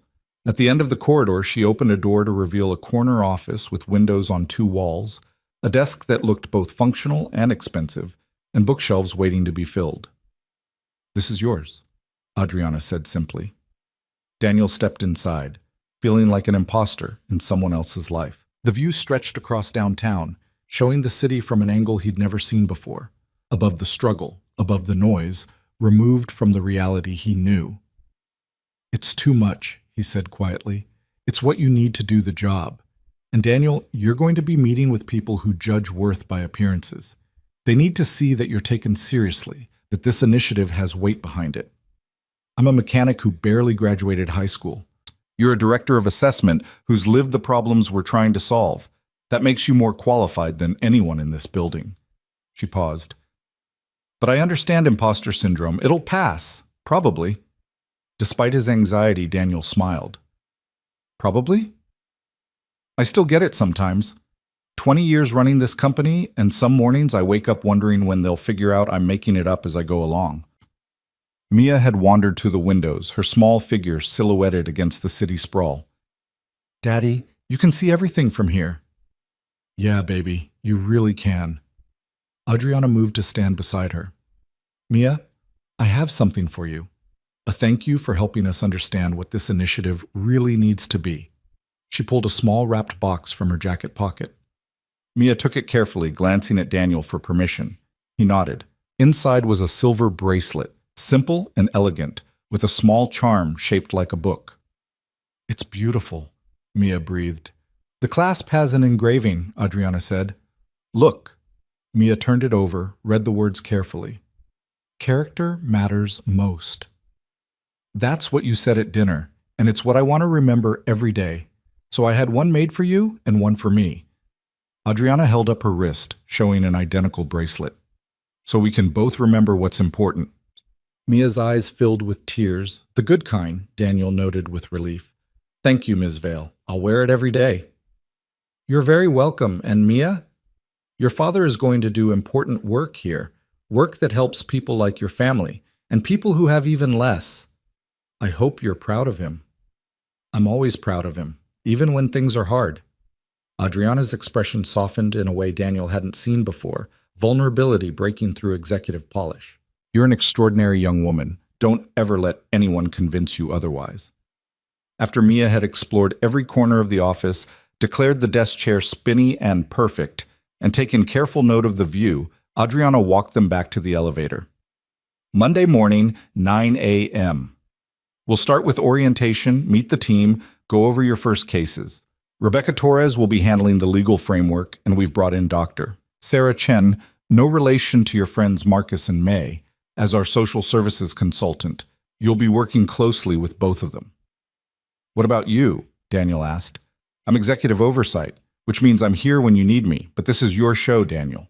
Your judgment, your decisions. I'm not going to micromanage someone I hired specifically for their independent thinking. And if I make the wrong call, then we'll learn from it and do better next time. Perfection isn't the goal. Impact is. In the elevator, Mia examined her bracelet with careful reverence. Ms. Vale is actually nice? Yeah, she really is. Are you still scared? Terrified, but also excited. Is that weird? No, I feel that way before every first day of school, scared and excited at the same time. Mrs. Chen says that's how you know something matters. May's a smart woman. All the Chens are smart. That's why you're friends with them. The weekend before his start date, Daniel did something he almost never did. He took a full day off. No repair jobs, no bookkeeping, no emergency calls. Just him and Mia exploring the city like tourists in their own town. They went to the Science Museum, where Mia spent 2 hours in the physics section conducting experiments with pulleys and levers. They had lunch at a small cafe where Daniel didn't check the prices before ordering. They walked through the park as autumn leaves turned the world into shades of gold and rust. This is nice, Mia said, her hand in his as they watched ducks glide across a pond. We should do this more. We will. That's kind of the point of this new job. More time for things like this. Will you miss your garage? The question hit deeper than she probably meant it to. Yeah, baby, I will, but I'm not giving it up completely. Just scaling back. Because you need to stay grounded. You were listening at that dinner. I'm always listening. You taught me that paying attention matters. They sat on a bench, watching the world move around them. Joggers, families, people walking dogs. Normal life, the kind Daniel had been too busy surviving to fully experience. Mia, he said after a while, you know none of this changes who we are, right? We're still us, still the same people. I know. But maybe we can be the same people with a little less worry. That would be okay too. Yeah, that would be okay. Monday morning arrived with the inevitability of tide. Daniel woke before his alarm, nerves and anticipation mixing into something that felt like electricity in his veins. He showered, dressed in clothes that still felt foreign, slacks, a button-down, actual dress shoes, and found Mia already awake in the kitchen. Big day, she said, sliding a plate of toast across the table to him. You made breakfast? Mrs. Chen taught me. She said you'd be too nervous to remember to eat, so I should make sure you did. Daniel felt his throat close up. I don't deserve you. Yes, you do. Eat your toast. James picked him up at 8:30, and the drive to Vale Tower felt both too long and too short. In the lobby, the security guard greeted him by name, handed him a badge with his photo and title. Daniel Reeves, Director of Assessment, Justice Initiative. The elevator ride to 23 was a blur. The reception area was busier now, people moving with Monday morning purpose. A young woman approached immediately. Mr. Reeves, I'm Jennifer Park, your assistant. Let me show you to the conference room. The team is waiting. Assistant. He had an assistant. Daniel followed her in a daze, trying to reconcile this reality with the version of himself who'd been fixing transmissions in a freezing garage 2 weeks ago. The conference room held 6 people. Adriana stood at the head of the table, flanked by Rebecca Torres and a woman Daniel didn't recognize, early 40s, with warm eyes and an air of calm competence. Daniel, good morning. You know Rebecca. This is Dr. Sarah Chen, our social services expert. Sarah, Daniel Reeves. Sarah's handshake was firm. I've heard amazing things. Looking forward to working with you. The others introduced themselves in rapid succession. Marcus Liu, data analyst. Jennifer Washington, community outreach. David Rodriguez, financial oversight. And Patricia Okafor, policy research. They were young, diverse, carrying themselves with the confidence of people who knew their worth. And they were looking at him like he mattered, like his opinion would shape their work. Adriana called the meeting to order. We have 6 cases on the table for initial review. All of them involve people who faced retaliation for standing up to workplace abuse, systemic discrimination, or corrupt practices. Daniel, your job is to evaluate which cases we take on, what resources they need, and how we can provide support without creating dependency. She slid folders across the table. Daniel opened the first one, started reading, and felt the weight of responsibility settle over him like a physical thing. Case 1. A teacher fired for reporting sexual harassment. Case 2. A whistleblower facing legal threats from a pharmaceutical company. Case 3. A single mother evicted after complaining about building code violations. Case 4. A veteran denied benefits after exposing fraud in a contracting scheme. Real people. Real consequences. Real lives hanging on whether Daniel made the right call. Take your time, Adriana said quietly. We're not expecting instant decisions. Read, evaluate, ask questions. That's the process. Daniel looked up, meeting her eyes. What if I'm wrong? What if I support the wrong person or miss someone who really needs help? Then we learn and adapt. But Daniel, trust your instincts. They've kept you and Mia alive this long. They're good instincts. The meeting lasted 4 hours. Daniel asked questions, pushed back on assumptions, demanded more information when the picture wasn't clear. The team responded without defensiveness, engaging with his challenges instead of dismissing them. By noon, they'd made preliminary decisions on 3 cases, tabled 2 for more research, and identified one that needed immediate intervention, the single mother facing eviction, whose landlord had connections to the city inspector's office. We need to move fast on this one, Daniel said, tapping the folder. She's got 2 kids and nowhere to go if we don't. What can we do? Rebecca pulled out her laptop. I'll file an emergency stay on the eviction. Should buy us at least 30 days. And after 30 days, we find her better housing, document the building code violations properly, and make sure the landlord faces actual consequences instead of just moving on to the next victim. David Rodriguez added, I can authorize emergency housing support. Get her and the kids into a safe place while we sort out the legal side. Daniel watched them work, pieces falling into place with practiced efficiency. This was what resources looked like when applied with intention instead of bureaucracy. Okay, he said, feeling something like hope take root. Let's do it. The rest of the week passed in a blur of meetings, case reviews, and learning the rhythms of working within a system that actually functioned. Daniel kept waiting for the trap, the moment when it would all reveal itself as performance instead of substance. But that moment didn't come. Instead, the single mother got her emergency stay and new housing within 48 hours. The teacher received legal representation and a settlement that included her job back plus damages. The whistleblower found protection from a network of lawyers who specialized in corporate accountability. Real help, real impact, real change in real lives. By Friday, Daniel was exhausted in a different way than he'd been with 3 jobs. Mentally spent instead of physically broken, challenged instead of just surviving. He picked up Mia from school, and she immediately sensed the shift. You like it, she said, not a question. Yeah, baby, I think I do. That's good. You look different, less tired. I feel different, like I'm actually building something instead of just keeping things from falling apart. That's because you're building something. Ms. Vale said so. When did you talk to Ms. Vale? She called Mrs. Chen to check on me. Wanted to make sure I was doing okay with you being busy. I told her I was proud of you. Daniel pulled over, needing to look at his daughter fully. You are? Of course. You're helping people, Daddy, like you helped Lena, but now you can help lots of people. That matters. 3 months into the position, Daniel had found his rhythm. The work was challenging, demanding in ways that stretched him without breaking him.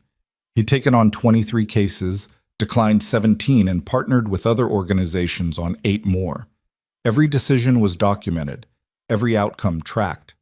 The Youth Advisory Board had launched with 12 members, teenagers from backgrounds that ranged from foster care to homelessness to immigrant families navigating systems designed to exclude them. Their first meeting had been revelatory, showing Daniel and the team blind spots they'd never have identified alone. His garage remained open 1 day a week, keeping him connected to the work that had defined him for so long. Marcus and May still fed him regularly, refusing to let his new position separate him from the community that had sustained him. And Mia thrived, excelling in school, making friends, still grounding him with observations that cut through nonsense and reached truth. It was during a regular Tuesday team meeting that Jennifer Park interrupted with unusual urgency. "Daniel, you need to see this." She pulled up a news article on the conference room screen. The headline made his stomach drop. Prominent investor Richard Thornton under investigation for fraud and harassment. Daniel read quickly, his heart rate accelerating. Federal investigators had uncovered a pattern of financial manipulation and workplace abuse spanning decades. Multiple women had come forward with harassment complaints. Clients were demanding audits. The empire Richard had built on intimidation and cruelty was collapsing. "Did we have anything to do with this?" Daniel asked quietly. Adriana, who'd been silent until now, shook her head. "No, this is entirely separate from anything we've done, though I won't pretend I'm sad to see it happen." "How did it start?" "Someone filed a formal complaint. Someone with documentation, credibility, and enough courage to go on record despite knowing the retaliation they'd face." Rebecca looked up from her own laptop. "It was Lena Cruz. She filed the initial report, and it triggered an avalanche. Turns out Richard had been doing this for years, and everyone was too scared to speak up. Until she did." Daniel felt something break open in his chest. Pride, validation, the bone-deep knowledge that standing up had mattered. Not just for Lena in that moment, but for every person Richard had hurt over the years. "Has anyone reached out to her? Made sure she has support?" "Already on it," Rebecca said. "She's got legal representation, financial backing, and protection. She's going to be okay." "Good. That's good." The meeting continued, but Daniel's mind was elsewhere. That night at the restaurant, when he'd taken Lena's hand and stood between her and cruelty, had seemed like such a small thing. 5 minutes of defiance that he'd expected to cost him everything. Instead, it had changed trajectories. His, Lena's, and apparently dozens of others who'd finally found the courage to speak up. Sometimes the smallest acts of courage created ripples that reached farther than you could imagine. That evening, he told Mia about Richard's downfall. She listened with her characteristic seriousness, processing the information with care. "So standing up to him that night, it mattered?" "It mattered more than I knew, more than anyone knew. Because you showed Lena that someone would stand with her, and that gave her courage to stand up for herself later." "Exactly." Mia smiled, that brilliant expression that still took his breath away. "See? I told you good things come from standing up for people. You just have to be patient enough to see them." 6 months after Daniel started his position, the Justice Initiative held its first public event, a fundraiser and awareness campaign highlighting the work they'd done and the people they'd helped. Daniel stood backstage adjusting his tie for the 3rd time while Adriana reviewed the evening's program. "You're doing the opening remarks," she said calmly. "What?" "No, you're doing the opening remarks. You're the CEO. And you're the face of this initiative, the person who represents what we stand for. People need to hear from you." "Adriana, I'm not a public speaker. I fix things." "You also tell the truth in ways that make people listen. That's exactly what we need." She handed him a note card. "I wrote an outline. But honestly, just speak from the heart. Tell them why this matters." The auditorium held 300 people, donors, journalists, community leaders, and cases they'd supported. Mia sat in the front row beside Arthur Vale, her new bracelet catching the light every time she moved. Daniel walked onto the stage, the applause washing over him like a wave. He looked out at the crowd, saw faces that ranged from curious to skeptical to genuinely hopeful. He set down Adriana's note card and spoke without it. 6 months ago, I was a mechanic working 3 jobs and barely surviving. I lived in a world where powerful people could destroy you for inconveniencing them, where doing the right thing meant risking everything you'd built. I was invisible to people like most of you in this room. The crowd had gone silent, listening. Then one night, I watched a wealthy man humiliate a young waitress for the entertainment of a room full of people who had the power to stop it and chose not to. And I made a choice. I stepped forward, I stood with her, and I expected that choice to cost me everything. He paused, finding Mia in the crowd. She was watching him with absolute faith. What I didn't expect was that people of privilege and power would choose to stand with me, that they'd recognize their own discomfort with a system that rewards cruelty and punishes courage, that they'd be willing to build something different. Daniel gestured to Adriana and the team standing in the wings. These people could have written a check and called it charity. Instead, they built an initiative that actually challenges the systems that crush good people for doing right, that provides resources without creating dependency, that trusts people like me, people from the struggle, to lead instead of just consult. His voice strengthened, finding its rhythm. In 6 months, we've supported 41 people who faced retaliation for standing up. We've helped them keep their homes, protect their families, and fight back against abuse of power. But more importantly, we've shown them they're not alone, that there are people willing to stand with them, even when standing costs something. He looked directly at the skeptical faces. I know some of you are wondering if this is real, if wealthy people can really change systems they benefit from. And honestly, I wonder that too, every day. But here's what I've learned. Change doesn't require perfection. It requires commitment. It requires being willing to be uncomfortable, to be challenged, to recognize that your privilege is someone else's burden. The room was absolutely silent now. We named this the Justice Initiative, not charity, not philanthropy, justice. Because the people we help aren't looking for handouts.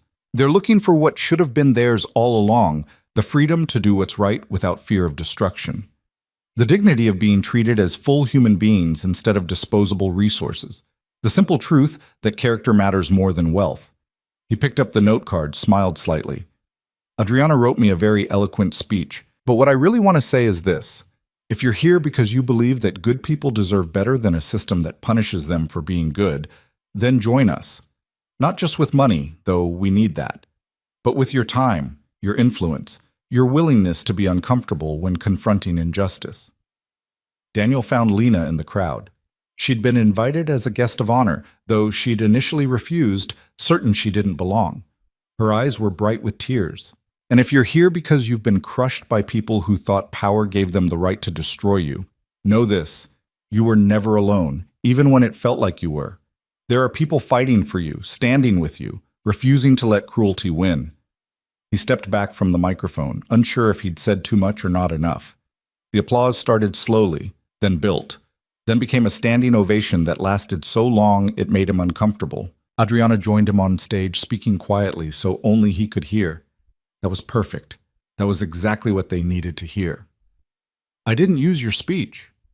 I know, yours was better. The evening continued with presentations, testimonials, and fundraising that exceeded their goals by almost double. Daniel found himself surrounded by people who wanted to shake his hand, share their own stories, pledge support for the work. It was overwhelming in the best possible way. Near the end of the night, Arthur Vale approached with Mia in tow. Your daughter and I have been having a fascinating conversation about justice and economics. Mia beamed. Mr. Vale knows a lot about money. I told him he should teach a class.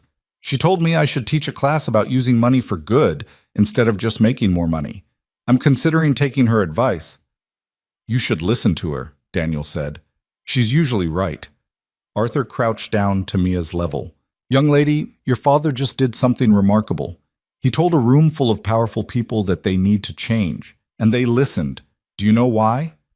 Because he meant it, Mia said simply. Pretend nice people talk a lot, but don't mean it. Actually, nice people mean what they say. Exactly right. Arthur stood, turned to Daniel. I've spent 40 years building wealth and influence, and in 20 minutes, you accomplished something I've been trying to do for the last decade. You made people genuinely uncomfortable with their own comfort. That's a rare gift. It's not a gift. It's just honesty. In rooms like this, honesty is the rarest gift of all. The night wound down, guests filtering out, leaving behind the core team and a handful of close supporters. Adriana gathered everyone in a circle. "We did something tonight that matters," she said. "We showed people that change is possible, that systems can be challenged, that ordinary people with extraordinary courage can lead the way." She looked at Daniel. "Thank you for reminding us what this is really about. Thank you for building something worth being part of." Marcus and May had attended, along with Rebecca, Sarah, and the rest of the team. They all stood together, this unlikely coalition of people from different worlds, united by the belief that justice shouldn't be a luxury only the wealthy could afford. "To the next 6 months," Adriana said, raising her glass, "and to everyone who had the courage to stand up when standing up wasn't safe." They drank, and Daniel felt something shift inside him, a release of the fear he'd been carrying, the certainty that this would all collapse. It wasn't perfect. It would face challenges, setbacks, moments of failure, but it was real, and it was worth fighting for. 2 years later, Daniel stood in his office, still occasionally surreal, still sometimes feeling like borrowed space, reviewing the annual report. The Justice Initiative had grown beyond anything they'd imagined. 372 cases supported, partnerships with 42 organizations across the country, policy changes implemented in 17 cities, a youth advisory board that had expanded to 50 members and was influencing legislation. But more than numbers, there were stories. People who'd kept their homes, their jobs, their dignity. Children who grew up watching parents stand up for what was right and seeing that courage rewarded instead of punished. Mia was 8 now, still brilliant, still grounded, still the moral compass that kept Daniel honest. She'd started her own initiative at school, a peer support group for kids facing bullying or discrimination, run by students instead of adults. Like father, like daughter. His phone buzzed. Text from Adriana. "Board meeting in 10. They want to discuss expansion plans." Daniel grabbed his jacket and headed to the conference room. The work never stopped, but that was okay. He'd learned to pace himself, to accept help, to recognize that sustainable impact required sustainable effort. The meeting covered new territories, additional funding, program scaling. Daniel listened, asked questions, pushed back when expansion threatened to dilute their mission. The board listened, not always agreeing, but always respecting his perspective. After the meeting, Arthur pulled him aside. "I wanted you to know something," the older man said. "My daughter told me recently that hiring you was the best decision she's made in 20 years of running this company. And I agree. I appreciate that, sir." "Don't call me sir. We're colleagues, partners." Arthur paused. "Daniel, do you remember that photo I showed you? Me as a young mechanic?" "I do. I'd lost that person somewhere along the way, became someone I didn't entirely recognize. But working with you these past 2 years, watching you refuse to compromise your values despite every temptation and pressure, it's helped me find him again." Daniel didn't know what to say to that. "I'm just doing the job." "No. You're doing considerably more than that. You're proving that it's possible to operate at this level without losing your soul. That's a gift to everyone around you." That evening, Daniel picked up Mia from school and drove to their new apartment. Nothing extravagant, but bigger than the old one, with 2 bedrooms and heat that actually worked. He'd kept the old place's furniture, the familiar pieces that reminded him where they'd come from. Over dinner, Mia told him about her day, about a new student who was being bullied and how her peer support group had intervened. "We didn't solve everything," she said seriously, "but we made sure she knew she wasn't alone. That helps." "It helps more than you know, baby. I learned that from you, from when you stood with Lena." 2.5 years, and she still remembered that night with perfect clarity. It had shaped her understanding of courage, of justice, of what it meant to stand up. "You know what the best part is?" Mia continued. "The mean kid apologized. Not because a teacher made him, but because he actually felt bad when he saw how his words hurt someone. People can change, Daddy, even mean people." "Yeah, baby, they can. It doesn't always happen, but when it does, it matters." After Mia was asleep, Daniel sat at their kitchen table, bigger than the old one, but still the heart of their home, and thought about the journey from invisible mechanic to someone who'd helped reshape how justice worked for hundreds of people. It wasn't a fairy tale. There were still hard days, Cases they couldn't help, people who fell through cracks they couldn't cover. Richard Thornton's investigation had led to convictions, but plenty of others like him remained untouched. The work was never finished. The fight was never won completely. But that night, standing up for Lena, Daniel had learned something crucial. You didn't need to win every battle to matter. You just needed to show up, stand firm, and refuse to let cruelty go unchallenged. One person standing up gave others permission to stand. One act of courage created ripples that reached farther than you could see. And sometimes, if you were very lucky, those ripples came back around to lift you higher than you'd ever imagined. His phone buzzed. Message from Lena, who he still heard from occasionally. Graduated nursing school today, starting my new job next month. Thank you for standing with me when no one else would. It changed everything. Daniel smiled, typed back. You did the hard part. I just reminded you that you weren't alone. Proud of you. Pass it forward? Already doing that. He set down the phone and looked around their apartment. Not perfect, not extravagant, but safe and warm and filled with the knowledge that they'd built something that mattered. Years from now, Mia would be grown, carrying forward the lessons she'd learned from watching her father choose courage over comfort. She'd face her own battles, make her own stands, create her own ripples, and somewhere, someone else would be watching, learning that it was possible to challenge power without being destroyed by it. The cycle would continue, each person's courage giving the next permission to be brave. Daniel Reeves had been nobody, invisible, the man the world didn't see. But he'd stood up anyway, and in standing, he'd discovered something powerful people spent fortunes trying to buy and never quite achieved. The unshakable knowledge that he'd lived according to his values, that he'd raised his daughter to do the same, and that when the moment came to choose between safety and standing up, he'd chosen right. In the end, that was the only wealth that mattered. Not money or influence or power, but the ability to look yourself in the mirror and recognize the person looking back. Daniel Reeves had that, and no amount of fear or pressure or systemic injustice could take it away. The city lights glittered beyond his window, full of people facing their own battles, their own moments of choice between silence and courage. And tomorrow, he'd go back to work helping them choose courage. Because that's what you did when you'd been given a second chance, when someone had stood with you when you needed it most. You passed it forward. You stood with others. You refused to let the world convince you that one person couldn't make a difference. Daniel stood from the table, checked on Mia one last time, sleeping peacefully, bracelet on her wrist, the reminder that character matters most, and finally allowed himself to believe what everyone had been telling him for 2 years. He'd made it. Not just survived, but thrived. Not just changed his own life, but helped change hundreds of others. The mechanic who'd been invisible had become impossible to ignore. And the world, slowly but surely, was becoming a little bit better because he'd refused to look away when others needed him most. That was enough. That was everything.